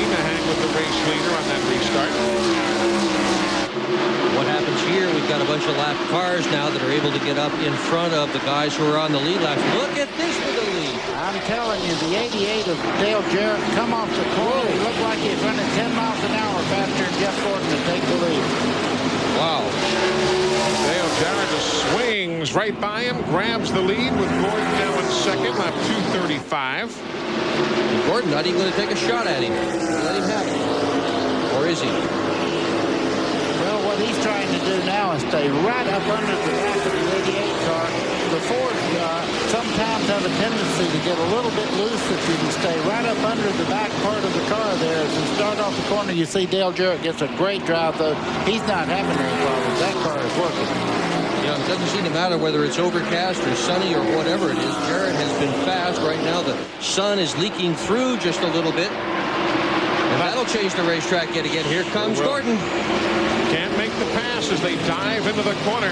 The third car on your screen, Sterling Marlin. He's in 27th place right now, 2 laps down. So if you're just tuning in for the first time this afternoon, Sterling, who spun earlier in the day, running now with the leaders, but he's a couple of laps back. And Michael Waltrip also on your screen in several of their shots in the 21. He is also laps down, running in 28th position. There comes Gordon trying to get the inside on Dale Jarrett as they head through the middle of turns 1 and 2. I just don't think he can make the pass on Dale Jarrett. He's so strong. Now let's see if you're right. Tries to outdive him into the corner, so it seems. There's Jeff Bodine. Oh! Hard hit. Trickle. 90 is Trickle, 77 is Hillen. Oh, brother. Some hard hits. Caution, needless to say. Lap 239. Bill Elliott came down pit road to avoid there. There you see Jeff. See Jeff Bodine moving around. That's good to see after being hurt in Charlotte in a wreck in practice there. Now you do see Sterling Marlin and Michael Waltrip getting one of their laps back in the case of Sterling. He was 2 laps down. Michael also picks up a lap.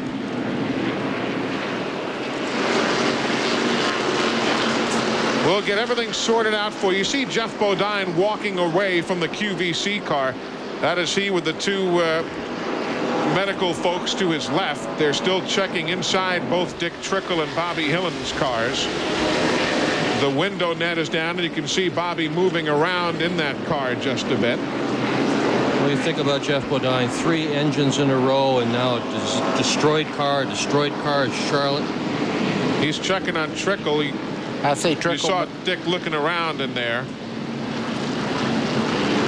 Jeff Bodine has dropped from 7th to 27th in points since the Texas race, when he finished 44th at Sears Point, 43rd at Talladega, and 42nd at Charlotte. Man, when you get into one of those ruts, things just kind of happen. We're coming right back. You folks probably know where this aerial camera shot is coming from, but to make sure you know, here is the esteemed L.Z. Wiley Baker Jr. From the Brute Blimp, the best smelling blimp in the air. You got it. You thought I was going to be deer in the headlights there for a second, didn't you? The Brute Blimp. Glad to have those folks with us. All 3 of the drivers are out of their cars now. Let's take another number of looks at this vicious series of hits we just saw there in the corner after Jeff Bodine spun to start it all. Let's watch. There's Jeff. Well, you see Jeff up against the wall there. Apparently, he cannot hold the car up there. It's broken the steering. He starts down. You see the car just trickling down. Wow, Dick Trickle hits him and then comes along Bobby Hillen, really smacks into Dick Trickle. I mean, that was severe hits. That's the whole right front off of Dick Trickle's car coming down the racetrack there. Nemechek ran over a good bit of debris, too, as we watch it again. He'll be late on the incident, but Nemechek runs over a bunch of stuff. Oh, hard hit. Trickle almost got that thing over. He hit so hard. Look at all the debris bouncing around on the racetrack. Get an in-car look at this. Yeah, now watch this. The camera's going to take a hit here and go to black for a second, but then it's going to come back. So just hang with this here.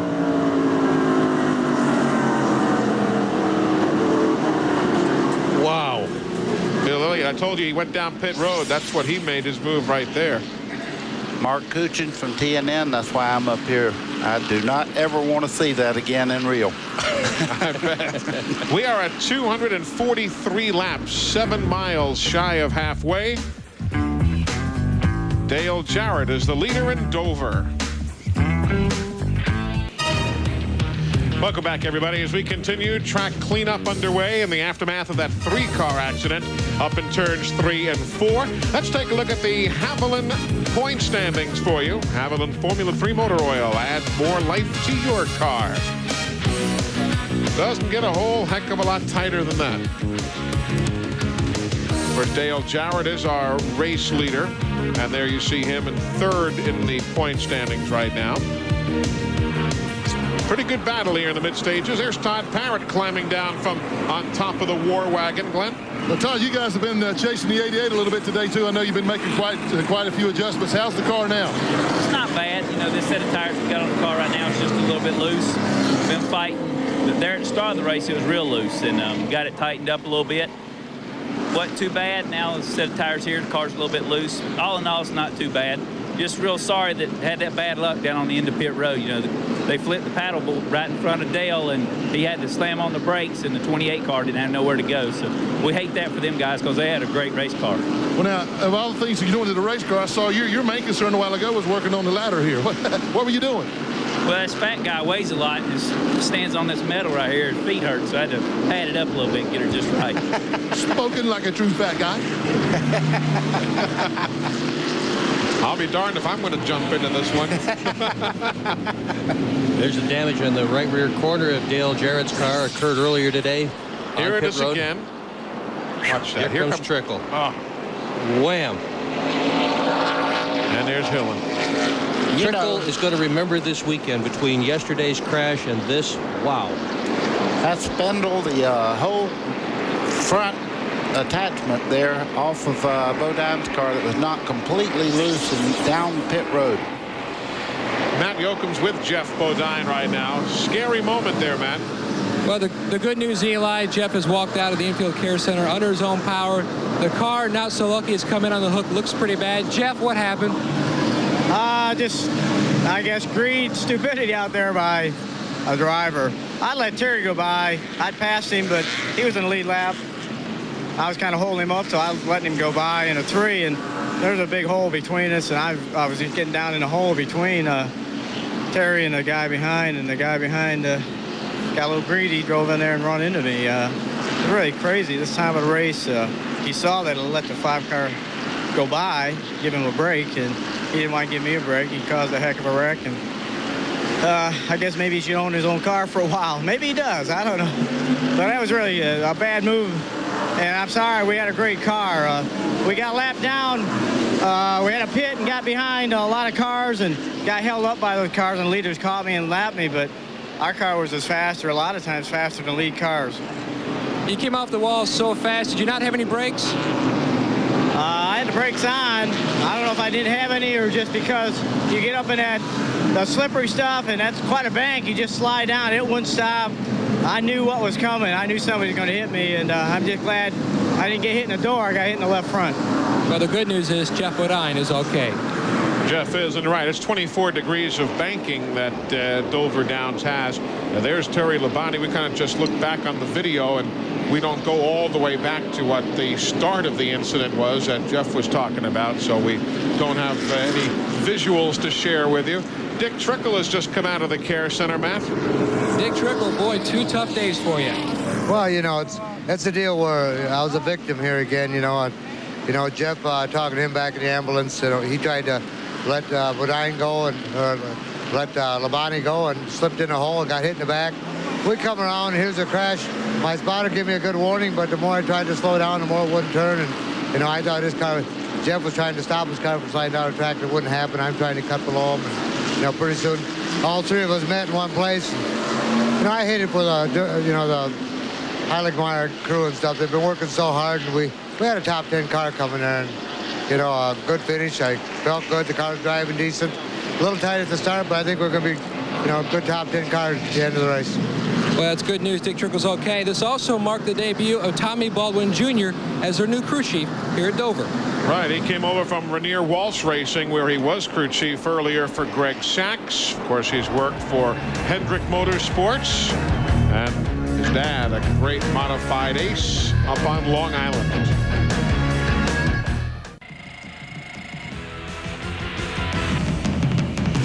At the Miller 500, Bobby Labonte led, but was spun at lap number 29.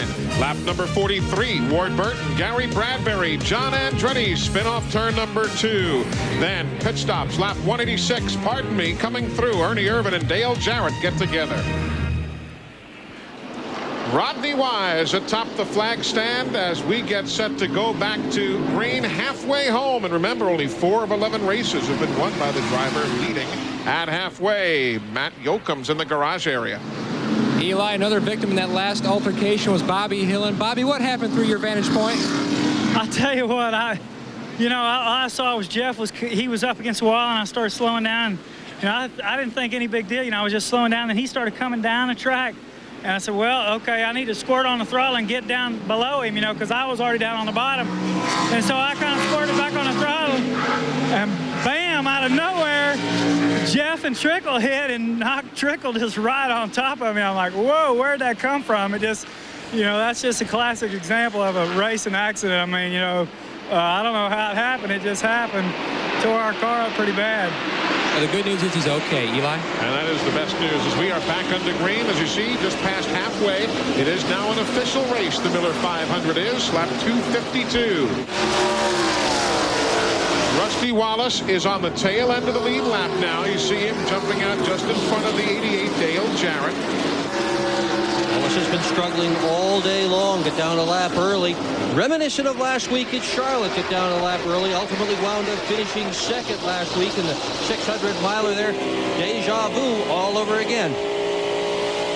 Riding with Jeff Burton now. And look just behind him, Kyle Petty's moved into 4th place and really running quite well. He had one set of tires earlier in the race that he got loose on. Seems to be really running well now, able to hold right on the bottom of the track. Last round of pit stops included a stop by Hut Strickland and Kenny Schrader. They were both at the tail end of the lead lap. They came in and got 4 tires, fuel, so they are totally refreshed. The rest of the guys on the lead lap all stayed out. Lead lap, Jarrett, Gordon, Martin, Burton, that's Jeff Burton, Kyle Petty, Terry Labonte, Jimmy Spencer, Ernie Irvin, Jeremy Mayfield, Ricky Rudd, Kenny Schrader, and Hut Strickland, plus Rusty Wallace at the tail end of the lead lap. Those are all the lead lap machines. There you see the folks from Napa Auto Parts, keeping America running and bringing you the field standing update. Tight for the lead. Jeff Gordon's right up under the back of Dale Jarrett, almost kissing cousins there in the center part of the corner. They don't want to touch at this point. We're only at the halfway point. Gotta be real careful at Dover. We have seen repeatedly this weekend what happens when one car makes even the slightest contact with another, particularly coming off the corner. They've got to be extra careful here. Whoa. Extra careful, guys. Listen to me. Wow. Jeff's making a move down the front straightaway. Thinks better of it, pulls back in. Jeff says, I love your magazine, Dick, but I'm going to the front. Well, he's done well going to the front. I mean, the last 10 days plus 1 hour, Jeff Gordon has taken home $432,000. 5 wins. First 11 races of the year. There you see a good scramble now. Rudd is 9th. Mayfield is 10th. Schrader in the 11th spot. Back up front. Still a good one as well. Look at Ted Musgraves there in the 16. He's a lap down, but he got by Gordon. Seems to be running extremely well. If anything, Gordon fading just a little bit as you see Mark Martin moving in just behind him there. Musgraves having a great run. The new car that he's got, asked him the other day, I said, why don't you bring something old? There is so much damage to the cars here at Dover. He said, it is so competitive now in Winston Cup, you have to bring your best piece to every single event. We just want to win, so we brought a brand new car. 14th place is where Musgrave is. Why are they running so hard, though, just past halfway, Glenn? I mean, is that weather radar looking bad or something? No, there's dollar signs in the air, Eli. They were racing for the halfway challenge. The guy leading the race at halfway gets the bonus. And Dale Jarrett led halfway under caution, but he had to lead. The bonus is paid on the 5th green flag lap after the caution flies past halfway. So that's what they were racing so hard. There was money to be made. The Gatorade Front Runner Award is $10,000 each and every time the NASCAR Winston Cup teams head out onto the racetrack for a regular event. There goes Gordon by Musgraves. He fought him off as long as he could. Now he drops back just a little bit. Jeff Gordon seems to be well. Look at Mark Martin, how low he's able to run that car coming off the corner there. Whoa, a little bit close there. I believe that was Morgan Shepherd. Almost got together there. And you get 3 Jack Roush cars, 1, 2, 3, all in a row. Morgan is in 15th, by the way, the number 1 car. He is a lap down.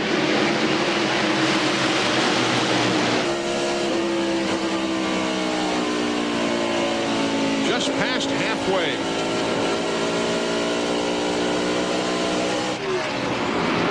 Bradbury in the garage. Jeff Bodine, Bobby Hillen, Dick Trickle in the garage. That's the attrition list. 5 caution flags thus far.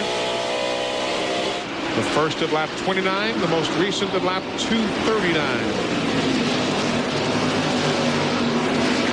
There you see the lead changes. By the way, the track record. Oh, there goes Gordon. Wow, he looks like he's powered right by him. Yeah. Speaking of lead changes. Glenn, what are you hearing? Well, when Jeff puts the 24 nose right up under Dale Jarrett's tail, it makes the 88 car a little bit loose. And Jeff saw that earlier before Musgrave got in there. And that's the reason he kept coming back and diving in so hard. When he gets right up under Dale Jarrett, it makes that car just a little bit loose. And Dale just has to back out and let Jeff go. Jeff Gordon is a master at that. He may be the best at doing that I have ever seen. He learned it from the master. That's what Dale Earnhardt made a living doing that for about 10 years. He'd get right up under the back of the Fords and really loosen them up. And he one day was talking with Jeff Gordon, and he told him by mistake, and Jeff has used it quite well. Of course, Jeff watches television too, and I'm sure he had seen a good bit of that, as we all had. If you're curious about Ernie Irvan, there he is in 7th spot right now. Involved in an earlier pit altercation, had to go back in again. He had been leading to that point. Lap 186, he tangled just a bit with Dale Jarrett on the pit lane. There's Terry Labonte. He is in 6th in car number 5. Mike Skinner, the Lowe's machine. Looking for Dale Earnhardt right there. There you find him. Earnhardt running in 27th, a couple of laps down. Really no factor today. Started shotgun, was lapped by, I believe, lap 30, if memory serves. Eli, I think if there is one thing that you could probably say, I think frustration really is moving in on the team, and they're getting desperate and doing too many changes instead of going back to the basics that work and really starting all over again. You can see his car does not come up out of the corner at all. 38 races without a win. 40 is as long as he has gone in his entire career. And if you wonder, this does not sit well with anybody. These guys are so accustomed to winning, so accustomed to running up front, and they have done neither this year. Of course, he other than Talladega, Daytona. Yeah. He does have 4 top 10s in the last 6 races. Eli, their plate motors, when they run the restrictor plates like they do at Daytona and Talladega, they're extremely still competitive. But right now, they're just not, somewhere along the way, they're just missing one puzzle, and I don't know what it is. And just ahead of Dale, that 9th and 10th place battle, Ricky Rudd and Jimmy Spencer. Those two guys, Rudd and Spencer in the 10 and the 23, are on the lead lap. And Rudd could well be a factor here. This is one of his very best racetracks. He's won here 3 times, won 4 poles at Dover. Used to live in nearby Chesapeake, Virginia. Ricky Rudd in the number 10 car is exceptionally strong here. And he always wins a race every year anyhow. He might as well win it here at Dover and get it all done and over with. Look at this, guys. Here goes Jarrett for the lead. Yeah, I think he's going to go back up there and give Gordon a real tug right now. The sun's back on the speedway. I think that Gordon on the long run is not quite as good as Jarrett. You see him pulling away by about 2 car lengths off the corner there, and you can see the back of Gordon's car jump out just a little bit. Well, Jarrett reassumes the lead again. They've swapped it around a good bit. The track record for the different leaders, the most different leaders, is 12. So 3 times we have had 12 different leaders lead events here. We've already had 11 different leaders today at halfway. So we're knocking on the door of that record one more time. Jarrett has finished as high as second in this event. He's had tough luck here the last 2 years in a row. Crashed out in 96, crashed out in 95, 29th in 94, but he's looking awful good today. 272 laps on the board. 500 making up the total distance. So far, Mother Nature is cooperating. TNN Motorsports live coverage of the Miller 500 is brought to you by the Home Depot, where low prices are just the beginning. And by the UAW International Union and General Motors Corporation. Assembly line to finish line, teamwork wins. Welcome back, everybody. There you see a good scramble. Kyle Petty in the 44, Jeff Burton in the 99, and brilliant sunshine again, Buddy Baker. It is that, and Dale Jarrett is moving out. He's in another district right now. Ted Musgrave just got by Jeff Gordon, and just behind Jeff Gordon, the 6th car is moving in on Gordon. So Mark Martin's on the run right now. It seems the Fords really run well when the sun is on the racetrack. Kyle's last top 5 was here back in June of 95, a couple of years ago, when he won the race. He likes this racetrack. Trying to get around Gary Bradbury, who's returned to the racetrack some 55 laps down. Kyle Petty, so much more than just a race car driver. He has raised over $1 million for charity in the last several years with his motorcycle runs across America. Gets people to pony up $5,000 apiece in order to ride with him. Takes the money and gives it to people that really need it. You know something else? That car is his race car. That's his race team. And to do what he's doing in 1 year, that is quite an accomplishment. It's spectacular. And, you know, when you think about what he has been through, he's been through 4 motormen since 1994. He's been through 6 crew chiefs since 1993. And they say you've got to be together for a long time to really go well as a group. Well, Kyle Petty has not been together with anybody for very long, but he sure is running well today.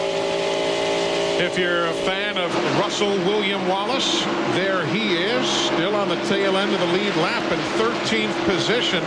You know, they've had good pit stops today. What is that? I don't have a clue. That's Buddy Baker. No. Hey, that's Fat Boy. That's Donnie Epling. Matt, what's going on down there? Well, Eli, the last week or so, Jeff Clark left the team. He was the jackman. So they moved Earl Barbin, the gas man, to the jackman's position. And they hired Fat Boy this weekend to come in and jack the car. But they couldn't find a suit that, well, you can see, he got a little bit of dark skirt there. So they borrowed a suit from this guy, Buddy Baker. This is Buddy's suit that he helped the team test during the wintertime at Daytona. So they pulled it out of the truck, gave it to Fat Boy, and he's the gas man this weekend. It's amazing how much the two of them look so similar also. I was just saying, you and I both can go to the steam room. How loose is that suit on you, buddy? No, I got room enough to change clothes in that uniform. You kidding me? That's great. There's second place on the screen now. Jeff Gordon and Mark Martin.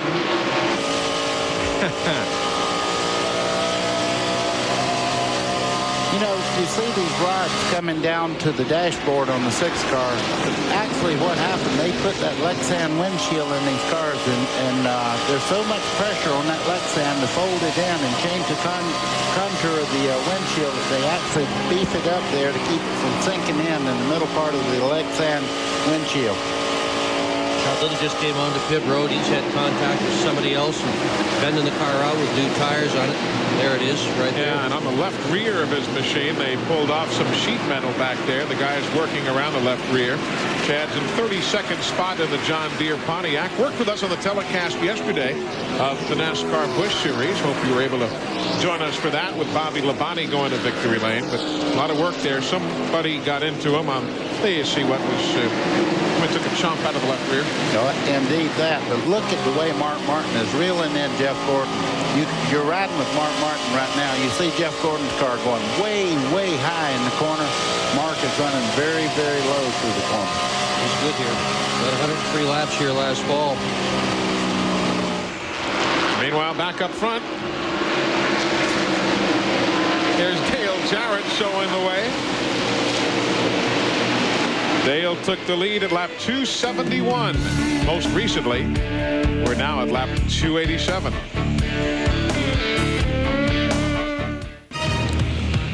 Dover Downs International Speedway, Delaware, hosting the NASCAR Winston Cup Series in the Miller 500.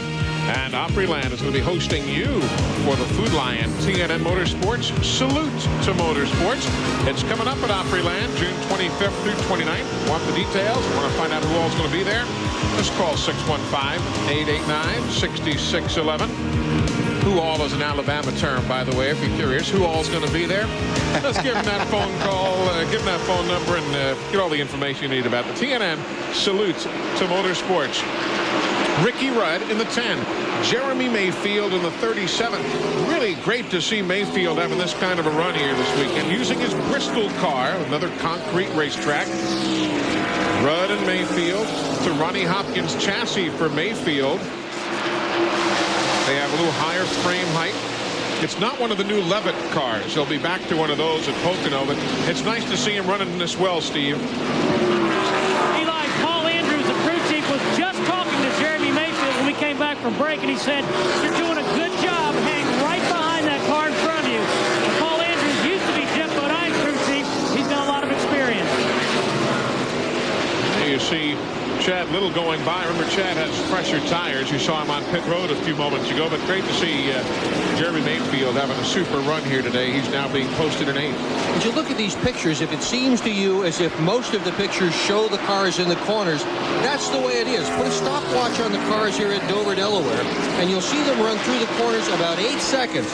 Then 4 more seconds, and they're down the straightaways, and it's 8 seconds in the corner. Yeah, the straights are only 1,076 feet. And that's one of the things that makes this racetrack so very difficult. The drivers barely have a chance to catch their breath going down the straightaway, and they've got to focus that intense concentration on getting the car smoothly into the corner, carrying it through, taking it back out again. This is one of the most difficult racetracks on the circuit, not only for the length of the event, but also for the difficulty of the event. Eli, I'm watching the different styles of every driver out there. They're really searching around to find the exact groove where their car works the best. They're way off the bottom, way down on the bottom. They're working this whole racetrack over, trying to find a way to get around here the quickest right now. There's more than one groove out there. And there you see how everybody's running differently. The 88 there in the middle, that's your race leader, Dale Jarrett. We'll see where he runs. We'll also give you an interval idea as to where everybody is here. Now you'll pan further back and you'll see Jeff Gordon coming into the picture eventually. But again, you can see everybody taking totally different grooves through the corner. You also see that huge crowd. There you see Jeff Gordon making the move. There's Mark Martin now, middle of your screen. Mark Martin had closed right in on Jeff Gordon, and Jeff started running the higher line in the center part of the corner, and he moved away from the 6-car Mark Martin, and now you can see he has a pretty comfortable lead over him. You got Kyle closing in further behind. He's running in 4th. And Jeff Burton in 5th. There you see Ted Musgrave. He's had a good run today. Mike Wallace there in the 91. There's Kyle coming into your picture now. Well, it gives you a good idea of how they're separated on the racetrack and what kind of lines these teams are using. Glenn Jarrett's down on the pit lane. What you got for us? Well, Eli, I questioned all the crew chiefs of the 3 leading cars just to see what the drivers were saying at this point, and Dale Jarrett reports his car's a little loose. I watched Mark Martin catch up to Jeff Gordon a while ago. Thought he was going to be able to move on by him, and then Mark's car a little tight when he got up under Jeff. He said no, that Jeff just changed his line a little bit and motored away, just like you said, buddy. Basically what they're all doing right now is just trying to get on up to the next couple pit stop segments. The next pit stop we should see, barring any caution flag, should be around lap 330. They're just making time until then. The weather still looks real good up front. It seems to have stalled. It's not a threat to it right now, so they're just doing the best they can with what they got. And there you see MCI handling the timing and scoring for you across the top of the screen today. Have you noticed, and I hate to see it, I hate to see Lake Speed not be here this weekend. The team just right now waiting for a big sponsor if they can find one, and they elect to take this weekend off. They may not be at Pocono. I guess the next race they're supposed to run, from what I understand, is Michigan, then after the new California Speedway. But Lake Speed and his whole bunch been such a regular part of the circuit. You hate to see anybody have to, for financial reasons, take some weekends off. It's so tough to make it here without a sponsor. Yeah. Well, the one thing about Lake Speed, he runs so very, very competitive, and there just got to be someone out there that will fund that race team, because I think Lake Speed has the ability to win. I'd like to see Bud Moore also return to the sport. Next weekend we go to Pocono, and Lake always had good runs. I remember when he had the old Win sponsorship, and he had Troy Selberg working with him, and they'd always show up and run super. He's tough there. Yeah, well, maybe it'll work out. We certainly hope so. Let's take you back. Here's the race leader, Dale Jarrett. We'll set things for you and let you know exactly where Gordon is. But there you see Dave Marcus. He separates the leader. Dave started in 5th and is now back in the 30s and 31st position. There's your second place car, Jeff Gordon.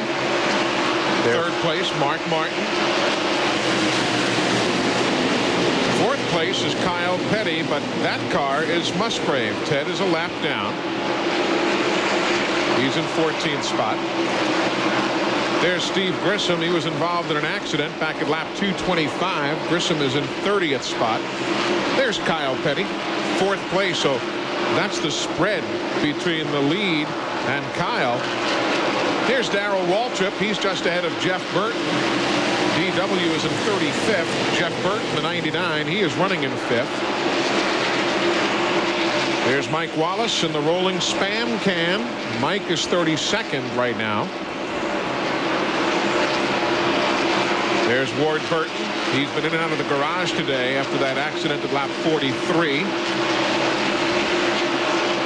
Morgan Shepherd's next on the racetrack. Then a good battle for 6th right there. You've got the 5, Terry Labonte, and the 10, Ricky Rudd. Two guys that haven't won that this year. Two guys that always win, it seems, at every season. Rudd getting the better of it right now. Behind those guys who swapped positions, there's Mike Skinner. Mike is in 16th spot from 40th. There's the Skittles car for Derek Cope. And Jeremy Mayfield. We talked about Jeremy. He's in 8th. Derek Cope is in 17th spot. Further back, there's the John Deere colors for Chad Little. Number 97. Chad's in 33rd. There's Ernie Irvin, who has led so much today. He's now in 9th. John Andretti in the number 98 machine. We've got Jimmy Spencer in the 23. Michael Waltrip in the 21. Spencer is 10th on the lead lap. Michael is 18th the lap down. Kenny Schrader having a good run today. There are the Skoll colors. He's in 11th on the lead lap. Rick Mast in the number 75. He's 19th. Remember, Sterling Marlin had his problems early in the day. Sterling's in 20th right now. There's Dale Earnhardt, 26th position, a couple of laps down. The man we call Herman the German, Kenny Wallace, number 81 right there, with David Ift as the team consultant this weekend. They're in 27th spot. There's Bill Elliott. Bill's 21st, a lap down. Haven't talked at all about Jeff Green and the 29, subbing for Robert Presley now after the change was made the other day. 22nd spot for Mr. Green in the Cartoon Network entry. Gary Bradbury, who was involved in the accident at lap 43, has been in and out of the garage. Gary's in 39th right now. There's Bobby Hamilton. They had to go to a backup machine after a practice accident on Friday. He's in 23rd. There's Rusty Wallace, the Snake, as they call that car, named it for Don the Snake Prudhomme. He's in 12th. Waymond Hutt Strickland, he's in 13th position. Ricky Craven in the Budweiser colors. And we are back where we started. Ricky's in 24th, and now you're back around old Dale Jarrett. So that's what's cooking here at Dover. Missed one, Wally Dallenbach, who was in the pits while we were doing that run through. He's back out on the racetrack after some engine repairs. And that's the garage list right there. So that's who's here and who's gone home, and you're up to speed. Dale Jarrett continues to lead. And the King says, well, maybe we can salvage something today.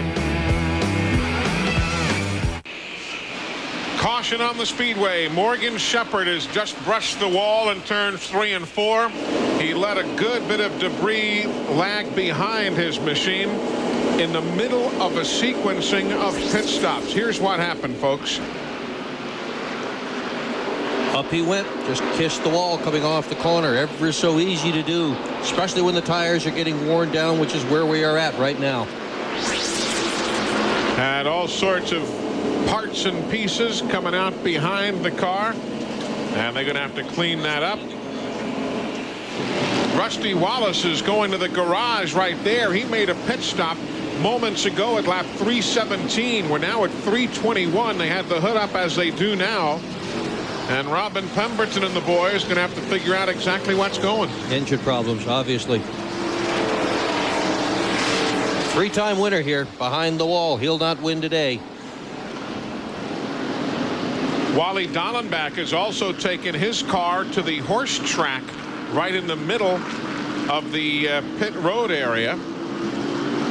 You see the horse track there just to the back of pit road, and right there in the middle near the scoreboard they have just rolled Wally Dallenbach's car. Here comes the leaders down pit road right now. Dale Jarrett's leading the pack down through here. First stop, Jeff Burton is in. Steve? Yep, and they're just going to change 4 tires. They're not going to make any chassis adjustments.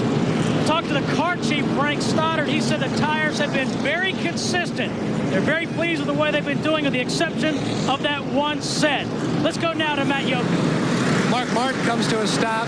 He says, guys, don't make any adjustments. Just give me 4 tires and make sure you clean the windshield really well. He says it's really bad. No air pressure adjustments or nothing. And on Dale Jarrett's car, just a tick tight. So they're going to give him 4 tires and adjust with air pressure. Glenn? Well, Jeff Gordon and Dale Jarrett again raced down pit road. Looks like Jarrett may have beat him that time. Jeff Gordon did 4 tires fuel, and they also made a track bar adjustment. Kyle Fetty was also in 4 tires and fuel. I did not see any adjustments, so if they made any, it was through air pressure. So these stops taking place at lap 322 and 323 as we work caution after the problems that Morgan Shepherd had up in turns 3 and 4. Caution for the 6th time at Dover Downs. Rodney Wise. He is one of the 2 new chief starters for the NASCAR Winston Cup Series, replacing Doyle Ford, Jimmy Howell being the other. Let's update you on a lot of items that have taken place. Terry Labonte's on pit road. He came in at lap 318 just before the caution came out at 320, and he has lost 2 laps in the exchange because everybody else had the luxury of stopping under the yellow. It was just an unfortunate bit of timing for Terry Labonte. We've seen all sorts of activities. First off, Morgan Shepherd. Let's ride with him and see what happened.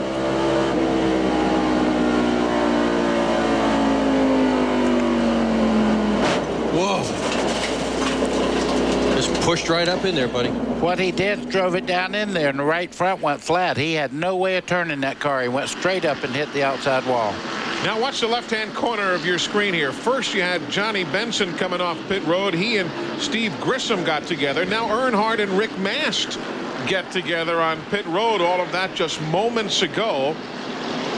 And remember, Rusty Wallace is in the garage area too. Glenn, what you got? And a very frustrated Rusty Wallace, guys. I started to tell you that he had gotten his lap back. He looked to be the quickest car on the racetrack. Then boom, it all went away. What happened, Rusty? Hey, we're not really sure right now, but it looks like some type of valve train failure. I think it either looks like it broke a timing chain or broke a camshaft. It was just going on the back straight. We were running perfect. Had a lot of power. The car was handling perfect, and it just shut off. I changed ignitions, and that didn't do anything. Motor's still turning over, but something big time inside.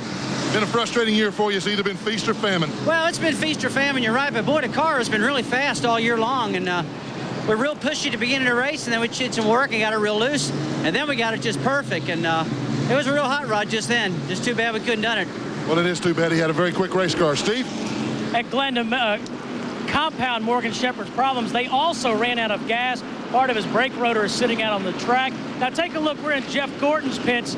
Here in Jeff Gordon's pits, there are 56 tires. They have taken tires off the 7 car, the 8 car, 56 tires in Jeff Burton's pits here. They said they might have a tire sale after the race.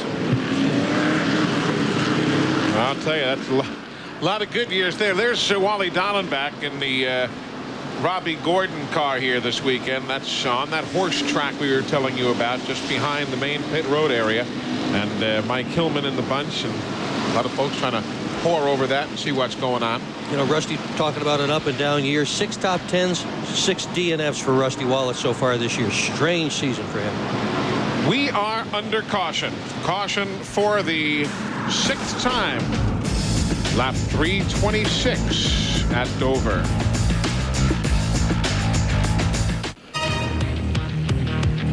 The trophy for the champion of the Miller 500. We are at lap 327 of 500. Field getting set to go green. Buster Otten pulls the safety car down pit road. Green is in the air for race leader Dale Jarrett. 10 teams on the lead lap right now. Jarrett, Gordon, Burton, that's Jeff Burton, Kyle Petty, Mark Martin, Ricky Rudd, Jeremy Mayfield, Ernie Irvin, Mike Strickland, Ken Schrader.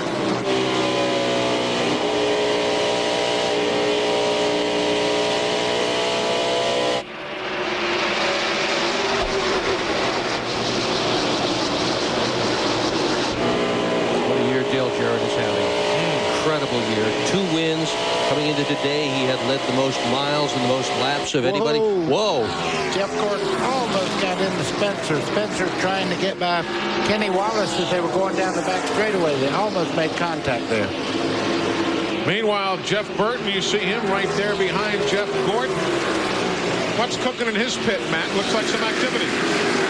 Eli, the guys are looking at the hood. It appears that right up by the windshield, the hood might be a little bit loose, and the hood or fender may be rubbing on the tire. It smokes the left front tire when he enters the corner. There's a good look at it. What a shame. He has run so well today, and he has to make an unscheduled pit stop, especially under green. It'll be a big, big penalty for him.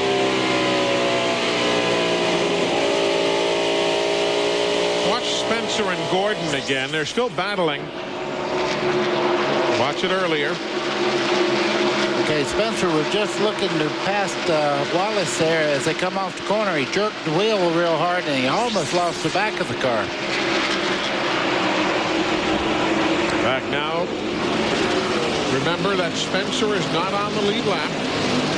Here comes Gordon. There he goes. Boy, I'd hate to be a crew chief right now. The sun pops in, the sun pops out. This has got to be driving those guys completely crazy. I mean, we're overcast now. Just a few laps ago, it was full bright sunshine, buddy. Yeah, it's got to make them pull their hair out, because the minute they get the car really good under the sunshine conditions, here we go with the dark racetrack again. Rick Mast and Bill Elliott, 15th and 16th. They're a lap down. 167 laps to go. This will be the last time we're going to run 500 laps, 500 miles at Dover. We're going to cut the race length down to 400. Effective this September. Morgan Shepherd's taken his car to the garage. The crew has done all the work they can on the pit lane after his accident of earlier. Race got changed to 500 miles back in 1971, and Bobby Allison was the fellow who won the first 500-miler here at Dover. My favorite camera. Look at this. You don't get any closer to the action than that camera puts there. You can see him going down into turn 1. That's David Green on the outside as you start by him. What a great shot.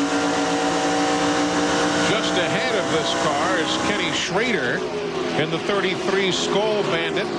He was in for a scheduled stop, then came in again at lap 327. Steve, what was the problem? Eli, they only had 2 lug nuts tight on the left rear, so they brought him back around under caution, got all of them tight, and he's back out without losing any position. So Kenny Schrader running in the 10th spot.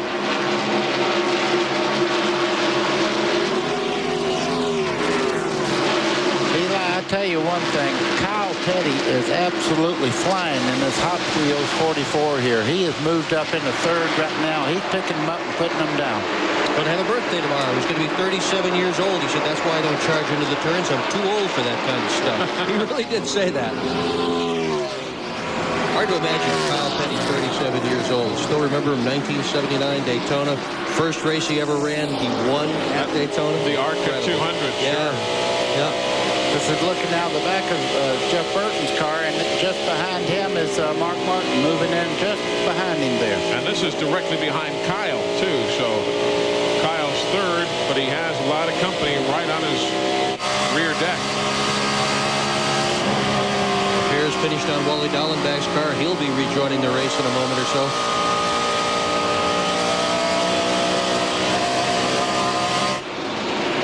That gear shift in Mark Martin's car is still bouncing around, buddy. It is that. The racetrack here is a little bit up and down and a little bit bumpy, but it's a great racetrack. You get good traction. Look at Mark Martin making a move on Jeff Burton as they head down into turn 3. And Burton can't get in line either. Remember, Ernie Irvan and Jeremy Mayfield, the 28 and 37, are also in the battle. Contact. Man. Ernie Irvan, Jeff Burton come together. Lucky that wasn't a big crash. They had all the potential for a real problem there. Also, Ricky Rudd has just gotten around Mark Martin, moving into the 4th spot, just ahead of this battle. Here comes Jeff Burton. Back on the inside of Ernie Irvan. I don't know whether it hurt the car or not. When they got together, you can see him very, very loose coming off turn 2 just then. Irvan was so strong at the beginning of this race, led the first laps, seemed as if no one could touch him. Then he got a problem with a pit stop, wound up at the back of the serial order, and he's been trying to regain track position ever since. Now way up high on the racetrack. Mayfield underneath him. Whoa! Mayfield! Whoa! Great save. Does he have dirt track experience or what? Great save. That was close. That's about the furthest. Oh, they just almost bounced off the wall again. That's the furthest sideways we've seen anybody all weekend and hang on to the car. Oh, my heart. Yeah. That did not look good. Oh, we're getting real intense now. That's got to be worth another look, don't you think, guys? I want to see it, yeah. You see him up under Ernie Irvan there. Watch the back of the car kick out right about as he starts out of the corner. Now he's in serious trouble. He's looking out that right window trying to figure out how he's going to get off the corner. It's like a sprint car here out here or something. Running sideways. Super bit of driving for Jeremy Mayfield. Great. We mentioned Wally Dallenbach coming back before after repairs. He's 52 laps down. He was so excited to get back on the track. He was speeding down pit road, so they brought him in again for a stop and go. But Wally is now racing 52 laps down to the race leader.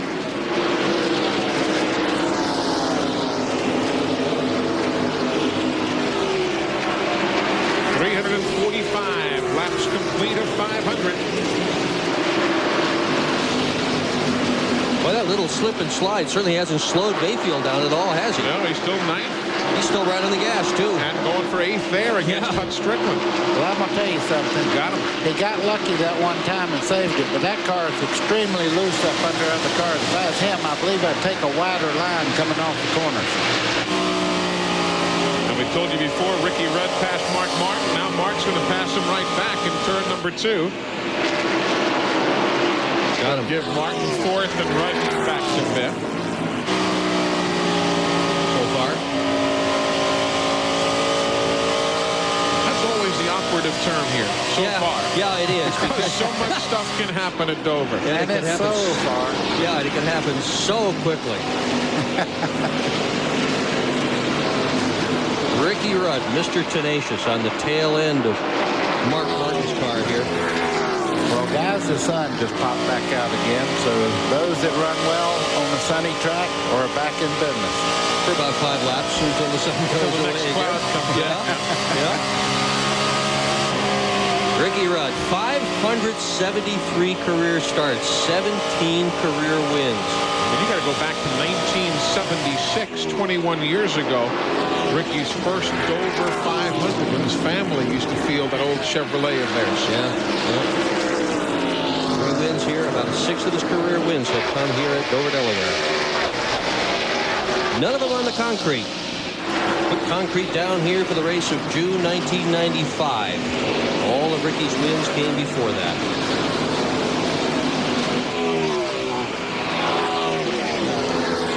Meanwhile, on the leader, Dale Jarrett.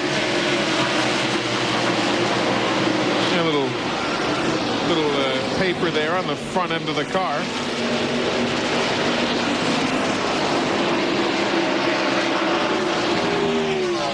See that little bit of debris? That shouldn't be a problem, Master. Not that much. It's over almost where you take in the air to the oil cooler, and these things have such great coolers on them anymore. It should not be a problem. Any concern, Glenn? Well, nothing other, Eli, than that Todd Parrott told Dale just to watch the temperature gauges just in case they started creeping upward. Right now, it is not a problem, but that's always something that the crews have to concern themselves with here at Dover. Because the grandstands are so much higher than the racetrack, any trash or paper that they throw down filters itself right down on the racetrack. Even the bottom row here is above racing level, so every piece of trash that's dropped somehow gets to the racetrack. Self-cleaning grandstands, perhaps? If you're just joining us, let's go back to lap 29. Remember that Bobby Labonte accident? Watch Dale Jarrett right there.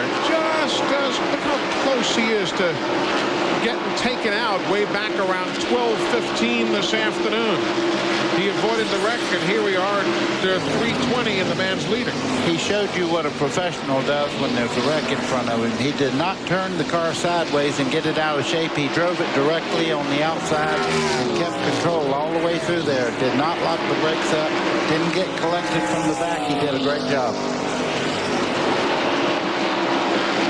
How come he's going to go a year without a DNF if he gets through this thing? Done a great job avoiding trouble. There's 8th place now. Not so much Mike Skinner in the 31, but Hut Strickland in the 8. Jeremy Mayfield right behind him in the 37. They're battling for 8th and 9th spots there. Skinner ahead of them in the 31. But again, he is not on the lead lap at this stage of the day. Not too far off, mind you. Being shown in 12th and a good solid run, but not in that particular battle. There is the race leader, Dale Jarrett for Robert Yates Racing. We're in lap 354 of 500.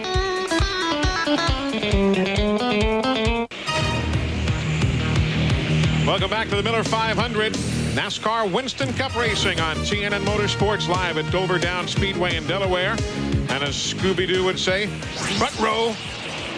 Here's what happened.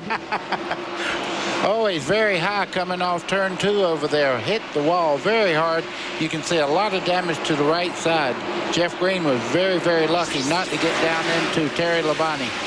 It did not bring out a caution. We have remained under green, but the Cartoon Network bunch has a good bit of work to do on that number 29. Steve Burns is also down on the pit lane.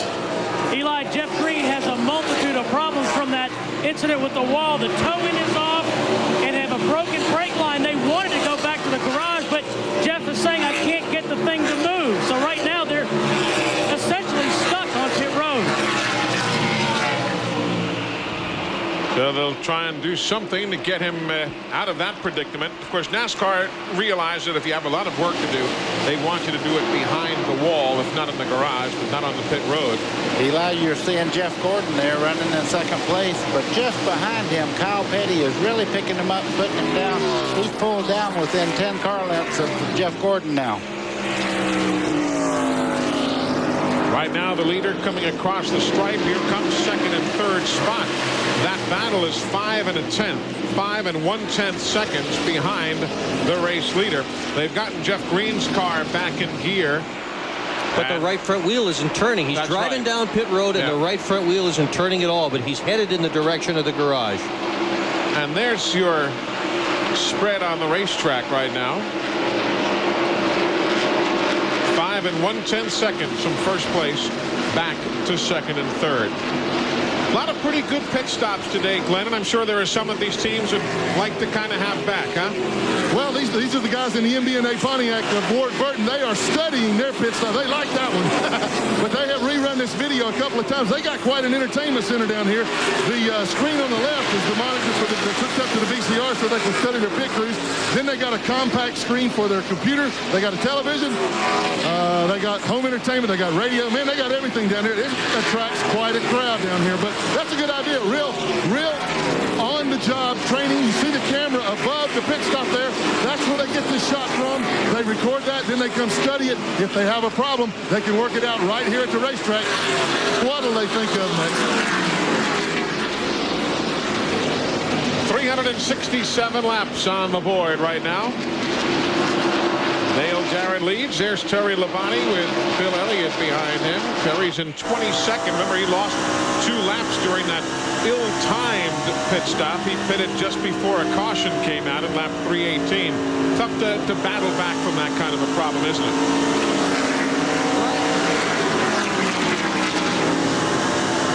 Can't quite battle back when you've got yourself 2 laps in arrears like that there. We're riding with Bill Elliott in 15th spot. Let's go to Matt Yoakum. An update on Terry Labonte, Eli. He started today 21st, battled all the way to 6th, and now he is backslid to 22nd. He says the car is pushing like a big dog. They're going to try to fix it in the next round of pit stops because right now it's all he can do to get her through the corners. Also, Ernie Irvin, on long runs, his car starts out really loose and then works its way back tight. But they've had a lot of cautions here over the past 150 to 200 laps. They haven't been able to get a really long run. The next round of pit stops will be crucial because they're going to really get that car working for the last stage of the race. Meanwhile, up front, the leader working some race traffic now. That's Chad Little in the green car there, the number 97. You see him letting Jarrett have the inside lane, which is a quick way around the racetrack. Especially for Jarrett, he has been so fast at the bottom all day long. Jarrett's lead before was 5 1/10 over Jeff Gordon. It's now only 3.5 seconds because he has to work himself carefully through traffic. Once he gets free of it, then Gordon will have to deal with traffic. So basically the separation still 5 seconds. Brought to you by Gladiator and Universal Luxury Vans, the official vans of tracks, teams, and drivers throughout the NASCAR world. Call 1-800-445-2825 for a dealer near you. Welcome back, everybody. We are live at the Monster Mile, Dover Downs International Speedway. In 1 more hour from now, you'll be seeing NHRA Winston Drag Racing live from Heartland Park, Topeka, Kansas. So that's coming up following Miller 500 coverage here on TNN Motorsports today. There's the leader, Dale Jarrett, putting a lap on Bobby Hamilton in the number 43. Jarrett led from lap 188 to 225. Took the lead again 10 laps later. Kept it for 30 laps and then reassumed the lead 9 laps thereafter. Not talked much about Jeff, or at least Johnny Benson today. Benson having some decent runs. There's Mayfield. We were bragging on him a little while ago. Let's go to Jeremy Mayfield's pit. Eli, a few minutes ago, Glenn Jarrett was bragging about how high-tech the pit box was for Ward Burton.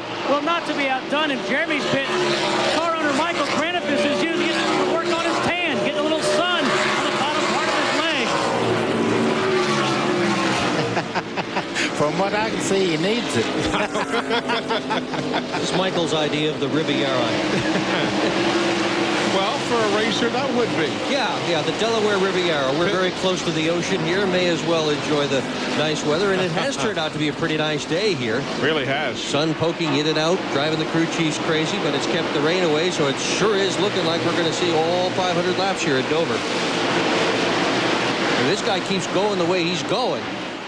Wow. Dominated. First it was his teammate, Ernie Irvan, that dominated. Now it's Dale Jarrett. Either way, Robert Yates has certainly had a terrific day here at Dover, Delaware. 2 cars in the team, both of them run up front, both run solid, both running essentially without error. The only problems that they have really had is that one pit road problem. Neither driver at fault when the 2 of them came together early in the race on pit road. Both cars ever so slightly damaged. Not enough to hurt anybody's performance, but certainly enough to put Ernie Irvan back in the pack, and he has been struggling ever since. You see all the lead changes today. We're now at lap 381. Lead lap, you've got Jarrett, Gordon, Petty, Rudd, Martin, Irvan, Jeff Burton, Jeremy Mayfield on the lead lap, along with Kenny Schrader. Early in the race, Ernie Irvan put most everybody a lap down.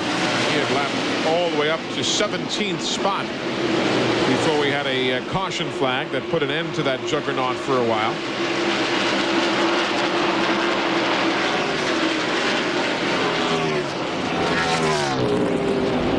There's the interval again. We'll show you from the race leader, Dale Jarrett, back to Jeff Gordon, who is trying for his 4th consecutive win here at the Monster Mile.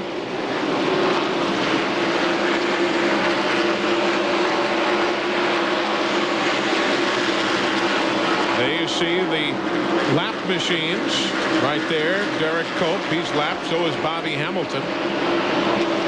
Well, we're still looking for the 2nd place runner.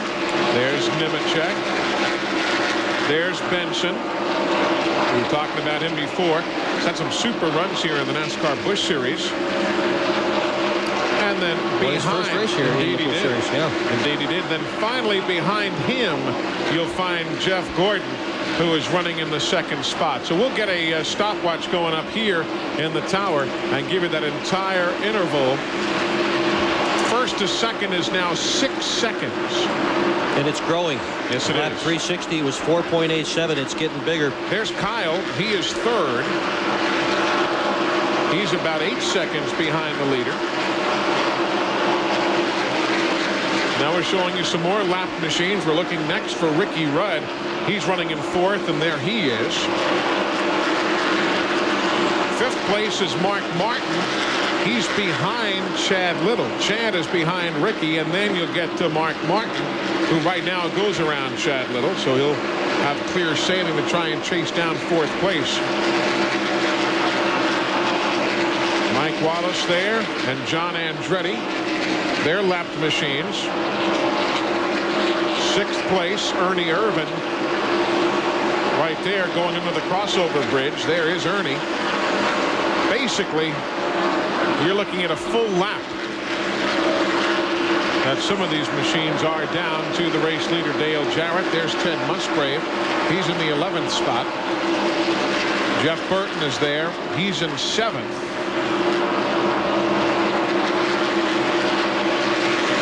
Burton with that tire problem earlier. He is still not pitted to fix that, but apparently it's gone away. Darrell Waltrip and Dave Marcus right there. Well, it kind of gives you an idea of how spread out the field is right now. Dale Jarrett working around Kenny Wallace, closing in on Ricky Craven. Some teams making pit stops as we close in on the final 100 miles.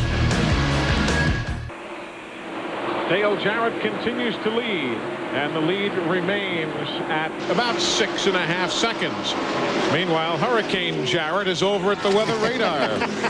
Hey guys, if you missed the 6 p.m. weather report, pay attention. We'll give you the weather report at 11 p.m. At least it seems that to me. I'll do this as quickly as I possibly can. This green stuff, these are clouds. This little cross right here, this is where we are. There are no clouds where we are. Everything right now is south of us. We saw this a while ago. It was over here. It looked like this. That's bad, but it's a long way away. This little area right here still looks looks like it's going to move just south of us like everything else has. We see intermittent clouds. That's why we're seeing this stuff. We're just catching the very northern end of this stuff as it goes south of us. Hey, that was pretty good, huh? Is the barometer holding steady, Glenn, or is it falling? Say it again. Is the barometer holding steady, or is it falling? Right now, the barometer is pretty steady. It's about 42.6. That's pretty high barometer. He's a sick human being. He is. I wonder how steady Glenn is holding. Boy, it didn't take you this long to find that out, I'm sure. There's Ricky Rudd. He's running in fourth. Kyle Petty just ahead of him in third. That battle is tightening up nicely now as they work around the ailing Pontiac of Bobby Labonte, who was involved in that lap 29 accident. You might wonder why they took the trouble to put the trunk back on that car. The trunk helps a whole lot to keep the car on the racetrack. They can get along without the fenders, but they sure need that spoiler. Eli, you see Kyle right now. He's really battling. You see Ricky Rudd moving up on him there. At one time, he was the fastest car on the track, but apparently the handle's gone away on the 44 just a little bit. He's not able to run like he was at one time. Well, they were in for fresh tires on lap 322. Right now we're on 398. It's been a long, long while since they've had fresh rubber on the cars. And long while since the drivers have been able to take their hands off the wheel. They're tired. It's been a long, long race. Of course, yesterday here, a Pontiac won on the NASCAR Busch Series. Bobby Labonte turning that trick. But here at the moment, no change among the race leaders. Dale Jarrett still showing the way. We're coming right back. TNN Motorsports live coverage of the Miller 500 from Dover Downs is brought to you by the Exide NASCAR Select. So reliable, it's the official battery of NASCAR. And by John Deere, makers of quality lawn and grounds care equipment. Nothing runs like a Deere. Don't forget, coming up as soon as we move aside at 4:30 Eastern Time, Bob Fry, Steve Evans, and the whole crew at Heartland Park, Topeka, Kansas. Bill Kentling's fine racing facility. Western Auto Parts America Nationals, presented by Slick 50. That's coming up at 4:30 Eastern, right here on the leader, TNN Motorsports. Hope you can stick around for that. I'm Eli Gold with Buddy Baker, Dick Bergman, Glenn Jarrett, Matt Yoakum, and Steve Burns. 406 of 500 laps on the board. While you were away, we did have a change. You see Ricky Rudd there around Kyle Petty, so third and fourth swapping positions, and Mark Martin is closed right in on Kyle. Yeah, whatever happened to Kyle's car, he really, within a 5-lap period, you can see him moving up the track as Mark Martin pulls even with him and just goes right on by down the front straightaway. He needs a pit stop. This is for fourth. Mark's got him. So resetting it, Jarrett, Gordon, Rudd, Martin, and Petty. That is your top five. Ernie Irvin is sixth. Jeff Burton is seventh. Jeremy Mayfield eighth, and Kenny Schrader ninth. Those 9 teams being shown on the lead lap. Ted Musgrave is 10th. Michael Waltrip 11th. Mike Skinner, good run. He's in 12th. With Sterling Marlin 13th. Bill Elliott moving up to 14th now. Around Hutch Strickland, who is running in 15th. 16th is Ricky Craven. Rick Mast is now 17th. Then Bobby Hamilton, followed by Jimmy Spencer and Terry Labonte.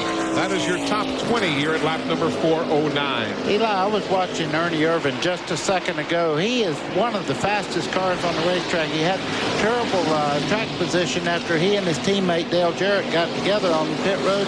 But he is one of the fastest cars out there right now, and he's reeling in Kyle Petty at this time. Pit stop for the race leader. Here comes Dale Jarrett. He will pit at lap number 411.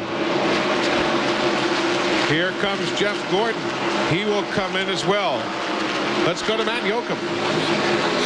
35 miles an hour. Todd Parrott keeps telling DJ, 35 miles per hour. Don't go over speed limit.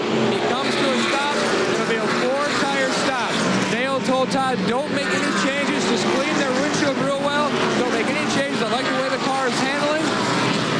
And now let's go up pit road to Glenn Jarrett. Kyle Petty Kenny has just pulled in. Jeff Gordon's already in. He has the right sides done. They will make air pressure adjustments on Jeff's car. They will make no adjustments at all to Kyle Petty's car. DJ is down and away, and here goes Jeff Gordon. Gordon gained a lot of ground on that pit stop. Now, in that sequencing, Ricky Rudd will lead a lap. Meanwhile, Kyle Petty has a lengthy stop. Glenn, what do you got? Yes, he did. They had trouble on the left side, Eli, and then when Kyle, when they finally did let it down, Kyle was so impatient to get out, he nearly stalled it. In fact, he may have over-revved it. The car took off awful balkily like. We need to keep an eye on him to see if that caused any damage to the engine. Let's go to Steve. And Ricky Rudd coming down pit road. I just talked to crew chief Jim Long. He said they will make no changes. We just need to have a lightning-fast pit stop. On the tires, Danny Marshford on the back, Dave Anthony on the front. The jack man comes around, David Hatfield. So far, so good. Left sides are going on. Hey, let's check in with Matt Yoakum. A big chassis adjustment for Mark Martin. It took 1 round and a half a wedge out of the right rear. The right side tires are on. The left sides are on. They got enough fuel in, and he's down and away. All of these pit stops as Ken Schrader is now the race leader. So we're right up there with the record number of leaders for a race at Dover Downs International Speedway. We have now picked up our 13th leader, so it's a brand new record for race leaders here at Dover Downs International Speedway. And here comes Kenny Schrader. Andy Petrie and the boys will be awaiting his stop here at lap number 415. When he stops, it'll cycle things back around to Dale Jarrett, who is now working turn number 4. Now, when he gets back to the stripe, he will reassume the race lead, which he has now done.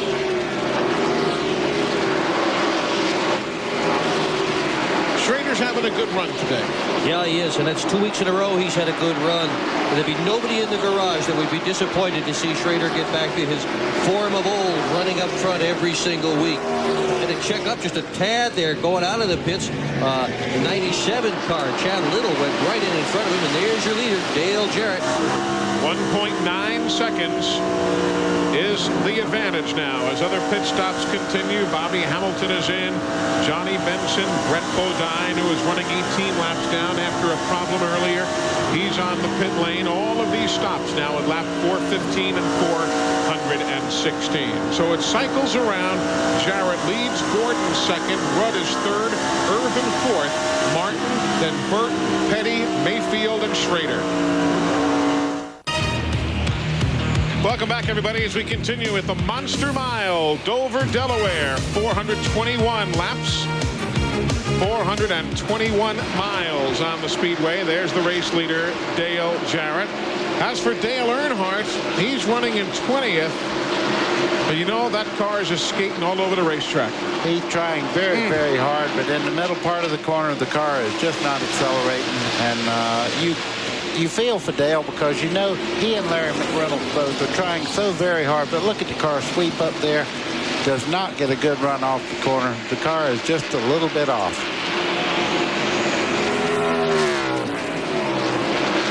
We're quite a lot off.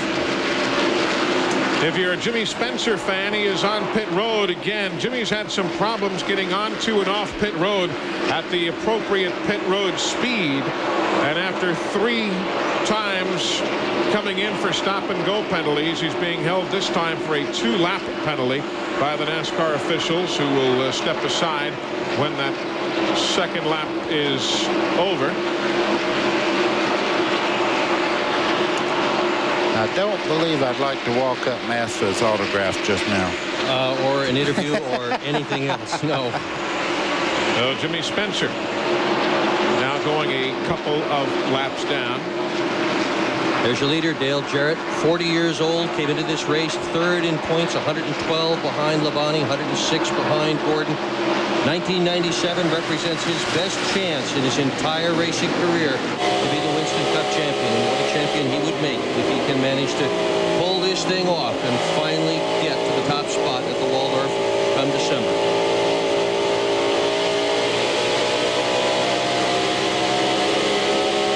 Racing yet to go this year. Oh, yeah. A lot of racing yet to go. Yeah, this is only event number 12.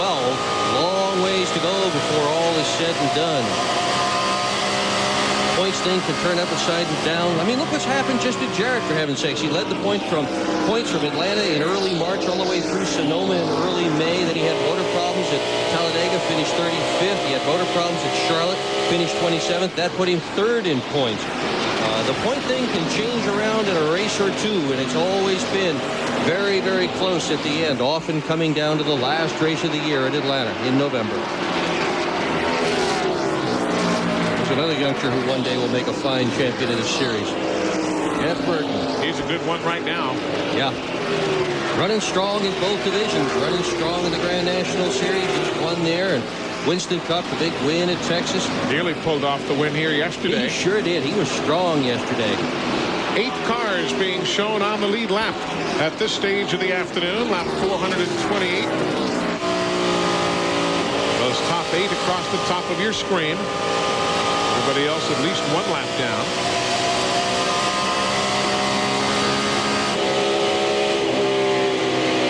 Riding with Burton. That's an interesting shot. You're riding with Burton, and just in front of him, we have a camera out the back of Mark Martin's car. So there you see it. As they head down the back straightaway, they're taking pictures of each other. Got them coming and going. Both Fords out of the Jack Roush stable. The vibration that you're seeing in Burton's car is unlikely to be the car. It is much more likely to be the camera mount that has come a bit loose after this amount of time at Dover, Delaware. Concrete racetrack. There are grooves in the track between the concrete slabs. That tends to shake things up just a little bit. But guys, let's get back up front here, because all of a sudden it is only a second from that man back to Jeff Gordon. Just 1 second. There's Jeff. Remember, it was 6.5 seconds a while ago. Now all of a sudden it's just a second. We've seen Jeff Gordon make these late race charges time and time again here on TNN and Rockingham. We've seen these battles. We've seen late race moves very recently here in the month of May. And Gordon is a closer. Absolutely is a closer. He has won 24 times in his young career. Glenn, what are they saying in your brother's pit? Any problems with him, or is Gordon just turning it up? Well, I think it's a little bit of both, Eli. As I said, Jeff and his crew knocked off a great pit stop, cut the distance down some, but once they got back out on the racetrack going, Dale Jarrett reports his car's a little loose getting in the corner, and Gordon is coming like gangbusters. They made one more adjustment on Jeff's Chevrolet, and it seems to have been the one he's been looking for all day. The car looks as good as it's been throughout the race, and so he is rapidly closing the distance. So they're concerned down here in the 88 pit. And barring a caution, they will not have to stop again, certainly. These guys are set for the run. They should be able to go all the way. You know, all the money that Jeff Gordon has made in the last couple of weeks, Eli, I wonder if the guys in the IRS are home cheering him on. Now there. Now there is a sick comment. That's a sick comment, exactly. One thing we can tell you, though, is Dale Jarrett has clinched the bonus, the extra 5 points for leading the most laps here today. Nobody's going to be able to lead more than he has already to this point. And in the 8 races he's led in 97, he has led, Dale Jarrett has, the most laps in 5 of those races. 438 laps complete. Now the overcast is getting a bit heavier here at Dover, Delaware, but still we're well within shouting distance of the finish. But it could be a dandy finish. Remember that 6.5 second lead? There's the interval now from first to second place. Jeff Gordon chasing, and Dale Jarrett trying to protect the edge he has. Right in behind Ted Musgrave now, who is the 11th place runner. Dale Jarrett running at the very bottom of the racetrack. There's 2 different grooves that both of these cars are running. One's working for Jeff Gordon. As you can see, he has closed in 4 or 5 car lengths in the last lap there. Jarrett goes into the corner. He's able to put those 2 left side tires right on the absolute bottom, right near the asphalt. He drifts up a little, puts him back down again, drifts up higher. Gordon is running a very different line. Look at this. Yeah, you can see where the 88 is right there on the bottom, and look at Jeff Gordon almost to the top part of the dark part of the racetrack. Jeremy Mayfield in the 37 car had run so well today. He's going a lap down. You know, though, everybody's showing the respect to the leaders. They're getting out of the way and letting these guys go at it. As you can see, Gordon's closing in even more, Eli. Well, one day these other guys are going to want that same respect, you know, when they need some clear racing. Gordon running way upstairs. Oh, man, avoiding move on Musgrave. Yeah. Let me take a little bit of that back. Gordon running way upstairs and compared to Jarrett. Remember when Harry Gant used to run and win here, and when he was lapping the field, he ran a much higher groove. Oh, yeah. Than everybody else. He almost needed a roller skate on the right side of the car to keep him up. Yeah. Oh, yeah. I mean, he was almost into Maryland when he went through some of these corners. Exactly. Lap 443. Jarrett, Gordon, Rudd, Irvin, Martin, Jeff Burton, Petty, Mayfield, Schrader. That's the lead lap. And they've got a real good racetrack to work on now. You can see how well the track is worn in. There's black tire marks, 2 defined clear grooves here. But this is also the point of the race where the drivers really are getting tired. They've been at this a long time, since noon. It's about 4 o'clock here on the East Coast right now. That's a long time to be behind the wheel. Well, that guy right there can go bear hunting with a switch. He's so big. I don't think he's tired, and Jeff Gordon certainly stays in perfect shape. And we're going to find out, because look at the gap now. It's even closer. With 55 laps, 55 miles to go. Gordon's definitely closing on him. But look at those 2 different grooves. That's great to see. Eli, you just think back to the race in Rockingham. Jeff Gordon followed Dale Jarrett all day long, and about 45 laps to go, he found a place that he could run on the racetrack, and all of a sudden, the 24th Gordon was the dominant car. You think about all the dirt track racing Jeff Gordon did in his apprenticeship for Winston Cup, and that is the most important thing you learn at a dirt track is smell out the lines. Where is the moisture? Where is the fast place to be? Where is the track the smoothest? And try it here, try it there. Look at that racetrack. And Gordon obviously has found a line that is working well to his liking this afternoon. Oh, now look who's going upstairs. Jarrett all of a sudden upstairs trying to find that same line. No doubt his spotters have had some conversation with him and have told him, Gordon's flying upstairs. Try it up there. Okay, there he goes. Even if they didn't say anything, he's smart enough and run enough races. You look in that mirror and you see a car that's really gaining on you. You say, wow, okay, he's running a different groove around the racetrack, and all of a sudden you alter your groove. Look where he's at now. Gee, can Gordon win 4 in a row? Well, David Pearson can only manage 3 in a row here. Rusty Wallace could manage only 3 in a row here. And Jarrett has managed 0 in a row. He's never won here. You look at the spotters. They are perched atop our broadcast tower and press box facility here at Dover Downs. All of the teams in radio communication. Eli, we never emphasize just what the spotter actually does. He's timing that car every lap. If the driver wants it, he'll give him the times, and he'll move his groove around, and all of a sudden he'll say, hey, that was a 1/4 of a second better or 2/10, and that's where the guy's going. 50 miles to go when they get back around to the start-finish line. Jack Roush looking on to see how this one unfolds as well. Welcome back to Dover Downs, folks. You're not going to believe what has just happened. Look at the damage to Jarrett. Gordon was involved. Kenny Wallace has been involved. Also, John Andretti was involved. We'll take a look at what happened out of turn number 2. First one to spin is the 98, Andretti. Skinner makes a little contact there on the back of the 98 of Andretti. You see him starting around. The back's gone now. He's along for the ride. Back behind him. Kenny Wallace is spinning now behind them out of your screen. And you'll see what happens when Jarrett and Gordon get together. There's Andretti.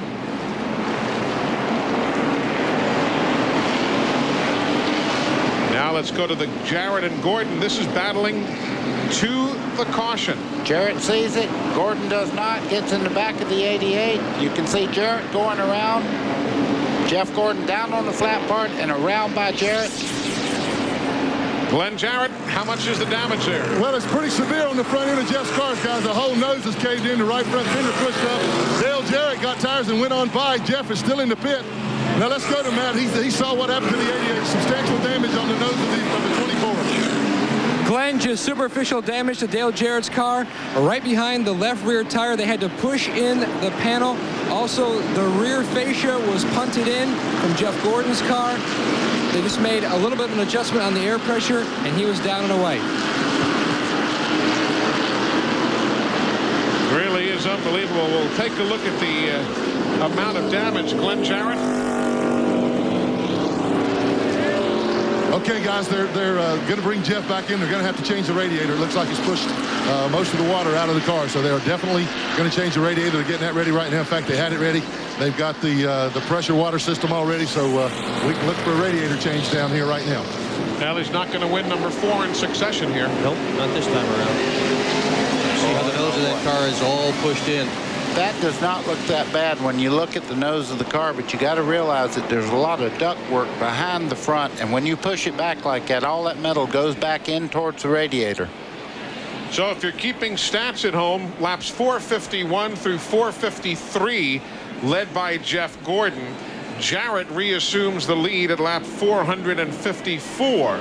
So that's how it runs right now, with Ricky Rudd second, Irvin third, Burton, and then Martin. That's your top 5. Let's go back to John Andretti's car and see what we can see. This is what triggered the whole deal. John Andretti coming out of the second corner.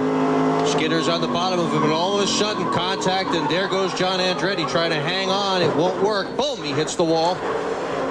And then behind him, more disaster.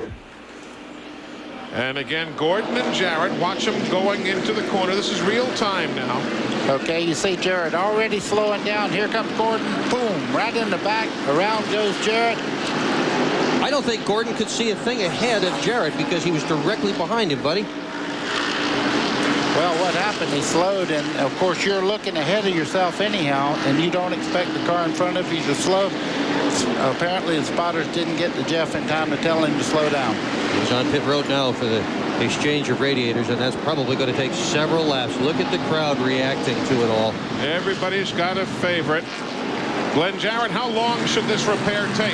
Well, obviously, I don't think they can do it. Well, they're not going to change the radiator right now. What they're doing is putting water in it. The water temperature is not all that bad. They're trying to see how much he's lost. I see a little steam coming out of it now. And yeah, it's starting to steam up pretty good, but they're going to send him back out there. They're going to try to finish the thing and see if it can keep the water in it. The one thing this will do, though, if it's pushing water out and there's a big puddle on pit road, no, he's wind going to up the on garage. The racetrack. Okay, there to go to the garage. And listen to the crowd. Just listen to the crowd.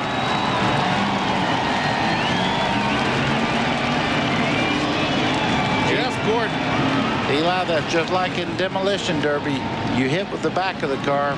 Jarrett's able to go right on. I don't think he has any damage whatsoever that'll hurt him to continue on. As a matter of fact, when they go back, he'll be fine. But I do think that Gordon, I mean, when you hit with the nose like that, so much damage can happen. We've got 1 lap to go before green. Matt Yoakum, are they concerned at all about any damage to Jarrett's machine?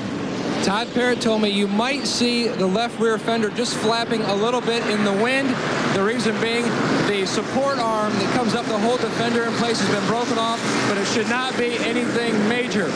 Another thing to look at, really, he might have gotten a big break here because in 7 of his 20 starts here at Dover, his days have ended in a crash, and by escaping this melee, you know, it could be a pretty good ending to a day for him.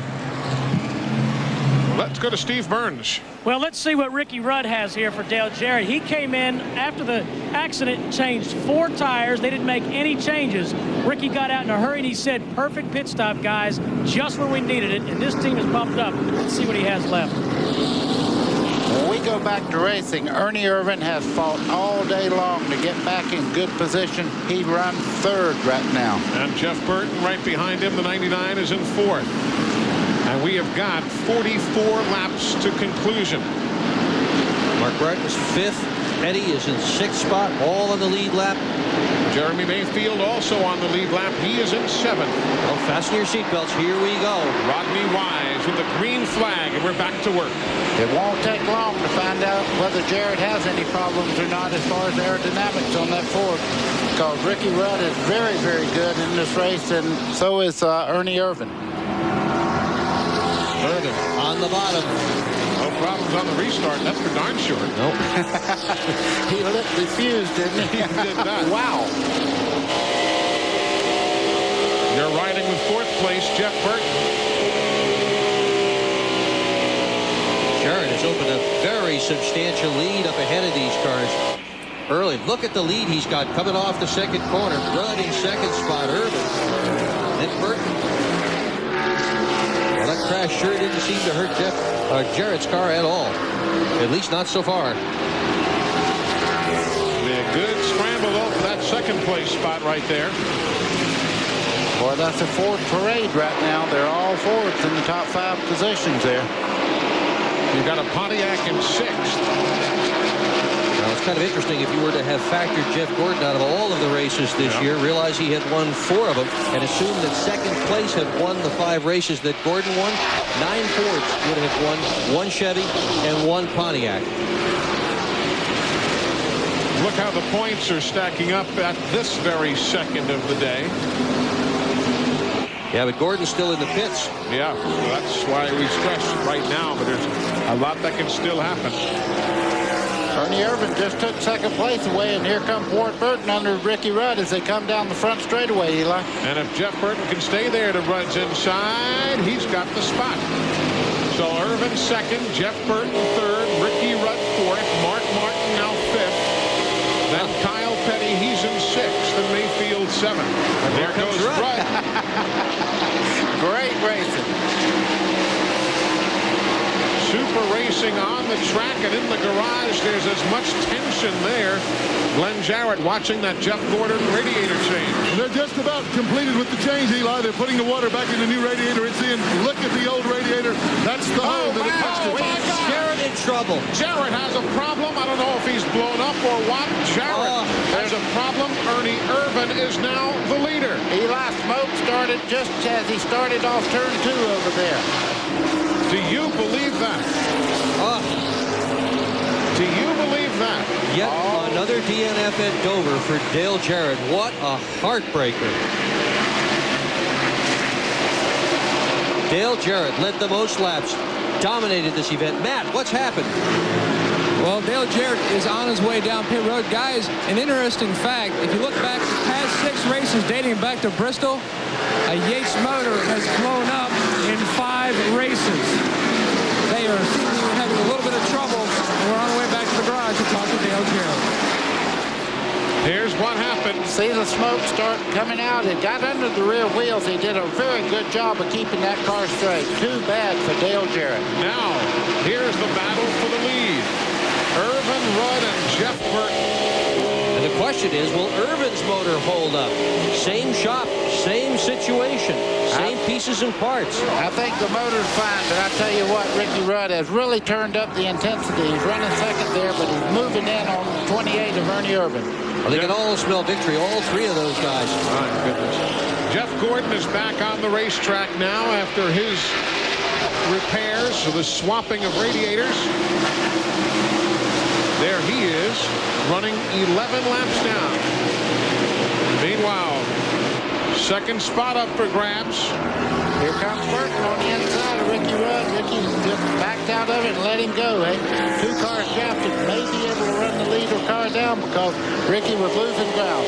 Gee, look at this. What in the world happened there? His foot must have slipped off the accelerator coming out of the corner. I have never seen anything like that. And now remember, this guy right here, Irvin, he led 142 of the first 186 laps today. Battled back. Remember, everybody made a pit stop at 186. Ernie had to come in again at 188 and put him back to 13th. And he has spent the rest of the day battling to the front. He's gotten there at lap 464. Let's go to the garage area. An update on Dale Jarrett. And a very dejected Dale Jarrett comes out. Dale, after all that happened, looks like the engine went away. Is that it? Yeah, that's what I think. I can't talk much, but something happened in the motor. You think it had anything to do with the hit that you got from Jeff? No, it didn't have anything to do with it. It's unfortunate. Well, it has been unfortunate for the last 3 races. Dale Jarrett has laryngitis. That's why he can't talk, and he really doesn't want to. Pretty dejected. Meanwhile, here's a scramble for the second spot ongoing. Ward Burton fighting very hard. Ricky Rudd does not want him by. Mark Martin's in there very tight now also. Look at those points right there. Jared would fall out of those top three. Ernie Irvin's got to be looking in the mirror going, go ahead and race that hard. I'm moving away. I bet he's watching the gauges, too. There he is. And there's the interval. In about 10 laps, he has a half a straightaway lead, Eli. Run up high, Burton downstairs. Jeff Burton wiggles there right off the corner. Mark Martin in the 4th spot. Oh, there goes the 28 car. Oh, no. 28 is in the wall. Holy cow. Ricky Rudd is the race leader now as he gets by. Burton is in 2nd. There's your race leader. Ernie was in the wall, lap number 471. Eli, I thought my eyes were playing tricks. I looked up and he was going round and round going into turn 1. He lost it and backed it up into the wall. And coming off turn 4, Kyle Petty and the 99 of Burton going to the line for position, racing back for the caution. You know what this reminds me of? Look at Ernie. Oh, no way. This reminds me of 16 years ago when Junie Donlevy and Jody Ridley got the win. And all these guys were leading, and then everybody ended up wrecking. Here it is. Going down into turn 1, right here. Look at the back. It starts around right there. You can tell he's in big trouble. Watch him hit the wall here. Man. Matt, what are you hearing? Well, Ernie told the crew that he thinks as he entered turn 3, he ran into some oil. He said it just got right out from underneath it, and he had nothing he could do. He was just a passenger at that point. We'll get a word with Mark Reno in a moment and find out any more word from Ernie. Eli, I don't know what happened going into turn 1 there, but it was a very violent crash going in, and it looked to me that the back just come around on the car. If he got into oil, he was the only one that did. I'll tell you something. We have seen a little of everything, and we've got a lot more yet to go. That is your new race leader, Ricky Rudd. Have you guys caught your breath at home yet? I don't know if we have here. This is remarkable.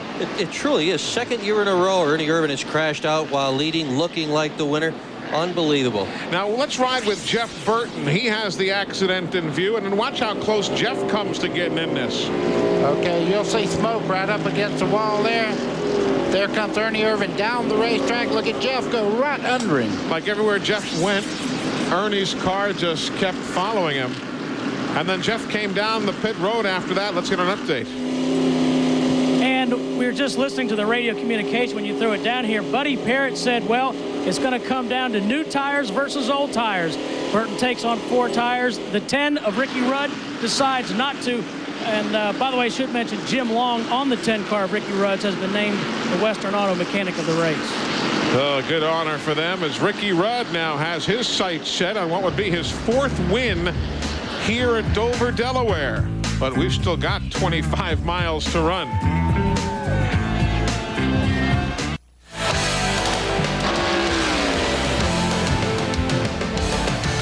When stock cars burst onto the national scene in the 50s, the rules mandated stock DOT-based rubber. They were a far cry from the radials that grip today's tracks. I'm here with Gary Nelson, NASCAR Winston Cup Series Director and former crew chief. And Gary, you've really seen tires evolve over the years, haven't you? Well, tires are such a big part of NASCAR racing. I can imagine the early NASCAR rule writers struggling with the safety aspect of it and also the close competition.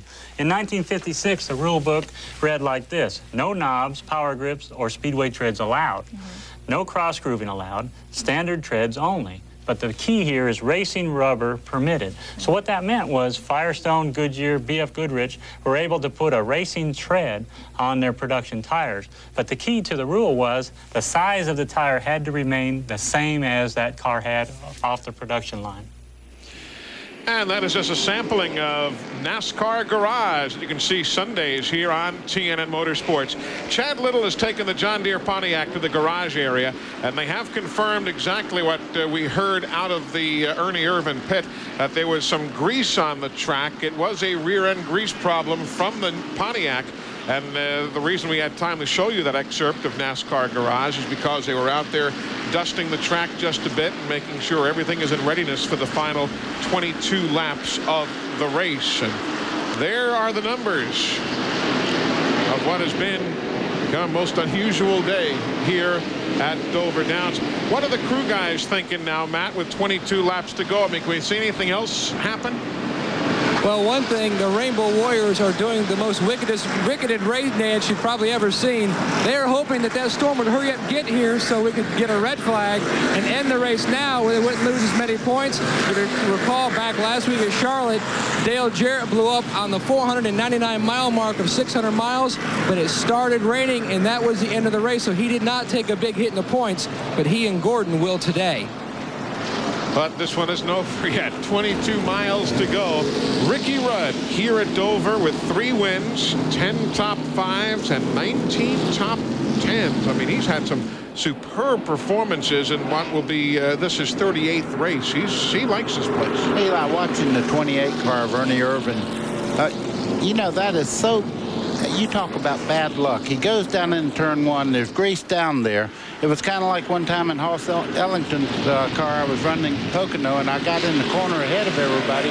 It started raining. Well, I wrecked, and everybody else slowed down and missed the wreck, and that's what happened there. There was oil in the corner, and Ernie Irvan was the unfortunate one that got in it. Only 5 cars on the lead lap. Rudd, Martin, Petty, Jeff Burton, and Jeremy Mayfield. Super run for Jeremy here today. Got to be proud for that young guy. Let's see what we do now with 21 miles to go. Rader's had a good run in that number 33. Not on the lead lap at this point. He's just 1 lap down. He's ahead of everybody else that's 1 lap down. So his job now, get by that number 10 of Ricky Rudd. Well, it looks like Schrader's going to make the move down going into turn 1. He didn't quite make it, but he's trying to get by. As you can see, the one that could really get a break out of this is the 6 car, Mark Martin, as they go down the back straightaway. Here goes Burton now. My goodness, they're going to block. They have both left Kyle Petty behind. Martin and Burton have. Looked like they were going to go 3 wide there for a second coming off that turn, which you cannot successfully do here at Dover. Schrader still trying to get that spot. It's not going to be a full moon tonight, is it? The real question here, you see, Mark Martin chose to go to the bottom. Now he's going to the bottom side of Schrader, going into turn 3 there. Kenny's going to let him go now. He tried, doesn't want to get in the way, doesn't want to spoil it for them. 2 Jack Roush Fords there running 2nd and 3rd, moving in on Ricky Rudd, leading the race. 18 laps to go. Glenn, we haven't heard from Ernie Irvan directly. What are you hearing?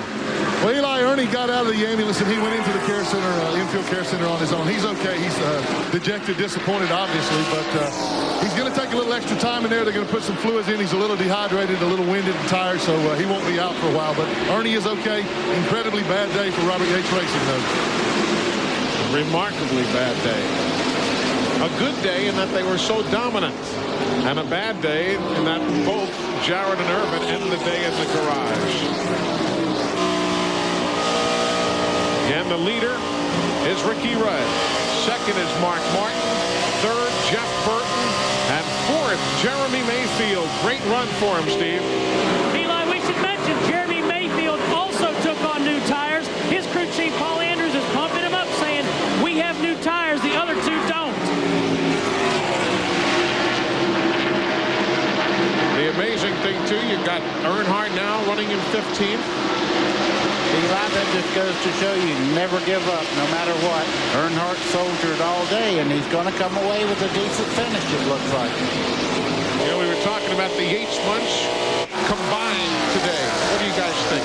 Out of the 500 laps, the Yates team combined will have led 396 of the laps, and they end up in the garage with nothing to show for it. Unfortunately, the one that counts, neither car is going to be around for.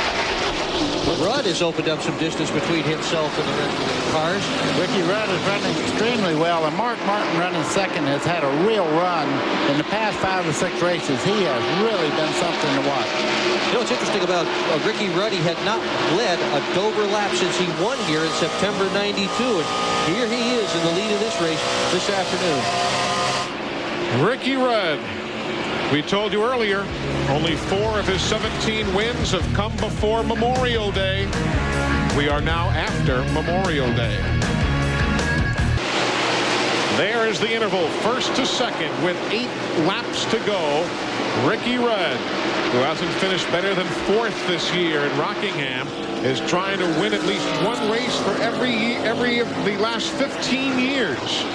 Eli, I guarantee you if Ricky Rudd does not alter his line in turn 3 and 4, he's not going to win this race. Mark Martin is flying around the base of the racetrack there, right on the bottom in turn 3 and 4. 1 and 2, you see, he holds his own. But what's the different line as they go in? The 10 car goes up the hill. Now, he tried to hold it down that time. He was listening to you, buddy. But when he does go up the hill, you're absolutely right. Mark Martin is able to close on him. Rudd held it down that time, kept Martin at bay. It'll be 5 to go the next time they come to the start-finish line. Mark Martin trying for his 3rd win in the last 4 races. Remember, he won back-to-back Sears Point and Talladega. Watch this. He closed right up on the back as they come off turn. Look at this. 1 car length difference now, Eli. Back to the corner they go. Inside of 5 miles remaining. Burton 3rd, Mayfield 4th, Kyle Petty 5th. Those are the only teams on the lead lap. Ricky must have heard us because he has changed his line. Now he's running very fast in 3 and 4. Rudd's best finish of the year. It's going to be Kyle Petty's best finish of the year. Mayfield's best finish of the year if they can all hang on to where they are right now. And if you folks are just joining us, you won't even believe what you've finished, what you've missed seeing. This has been a race that has been just incredible, and it is beginning to sprinkle just now. NASCAR knows how to run a race, don't they? Get right to the very tail end. Hold the rein off for the very tail end. Eli, you can see the pot of gold right now. They're right down to the end of this race. Can Ricky Rudd hold him off? Those of you tuning in for NHRA Winston Drag Racing, that'll be coming up next from Heartland Park, Topeka. Mark Martin's not finished. 2 to go. 2 laps to go. Oh, boy. They're down right on the bottom of the racetrack. You see Ricky trying to run where Mark is really fast. Whoa, it's loose. Remember, he got a run coming off that turn. Jeff Burton is 3rd, remember, in case the front 2 go away. Coming to the white flag from Rodney Wise. White is in the air. Traffic is in front of them. Inside of Steve Grissom. I don't think lap traffic is going to play a part here. Hut Strickland's just ahead of him, but he's running pretty good, and they head off into turn 3. There's 3rd and 4th. But now for the win. Couple of clean racers battling for the win. Ricky Rudd has picked it up. Ricky Rudd wins at Dover Downs, Delaware. And Ricky has now recorded at least 1 win in each of the last 15 years. And 4 times here on concrete. You said he'd never won on concrete. He did it all today. He did. Ricky Rudd. We'll be talking with him as soon as we get to victory lane. What a finish. What a day in Dover, Delaware. We're coming right back. Well, Ricky Rudd is in victory lane. Not that he is not deserving, because he battled all day, but what a series of bizarre happenings, and you got to be there to take advantage of those situations. And there is one very happy driver owner, Ricky Rudd from RPM, Rudd Performance Motorsports. Bill Broderick of Unocal is there. Glenn Jarrett, quite a finish, huh? Oh, absolutely, Eli. And as you were saying, sometimes Ricky's coming out right now. Let him get the accolades and the cheers. Sometimes victory doesn't go always to the fastest car during the race, just the guy who is fastest at the very end. Getting congratulations from his crew here right now. And Ricky, what an incredible turn of events, but you're no stranger here to victory lane at Dover. Well, I think we won about 3 times on the old blacktop, but I don't think we've even come close on the concrete. So, you know, we didn't have the best car today. We had a top 5 car, and it was like, man, they're just trying to give us this race. You know, with Dale's having a problem in 24, and then at the end, Ernie wrecking. I mean, I couldn't believe everything happening to give us this race. Things, congratulations from the family here. Things pretty close there in the last 10, 15 laps, so Martin put a lot of pressure on you. Well, we were just real inconsistent all day. After we'd get a set of tires, we were changing wedge and changing everything, trying to get a consistent run. And when we got that last set of tires, we were real loose. And I didn't think we could hold them off Jim Long. Great job. Come here, Jim. Good job. All right, bud.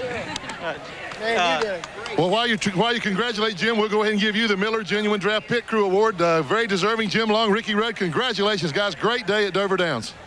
A super day for Ricky. Mark Martin in second, Jeff Burton, then Jeremy Mayfield and Kyle Petty, the only 5 finishers on the lead lap here in the Miller 500. We'll be right back. TNN Motorsports live coverage of the Miller 500 from Dover Downs Speedway in Delaware has been brought to you by Milwaukee's Best. When you're looking for a different breed of beer, unleash the beast. By Texaco Clean System 3 gasolines. Add more life to your car. Take it to the star. And by Goodyear, #1 in tires. Quite a finish. Ricky Rudd, his 18th career victory. Jeremy Mayfield equaling his career best finish. He was 4th at Martinsville a year ago. Best of the year for Kyle Petty there in 5th. Michael Waltrip coming home in 6th. First career top 10 for Mike Skinner. A lot of great accomplishments today, and we hope you enjoyed it all on TNN Motorsports. A big thank you to Dick Berggren, to Buddy Baker, Glenn Jarrett, Matt Yoakum, and Steve Burns. I'm Eli Gold. Thank you for being with us. Stay tuned now. We'll be taking you to the Western Auto Parts America Nationals at Heartland Park, Topeka, NHRA Winston Drag Racing. That is next on TNN Motorsports. We will see you next weekend from Pocono. We've got the ARCA race and the NASCAR Winston Cup event. So have a great week. We will talk to you next weekend from the Pocono Mountains of Pennsylvania. So long from Dover, Delaware.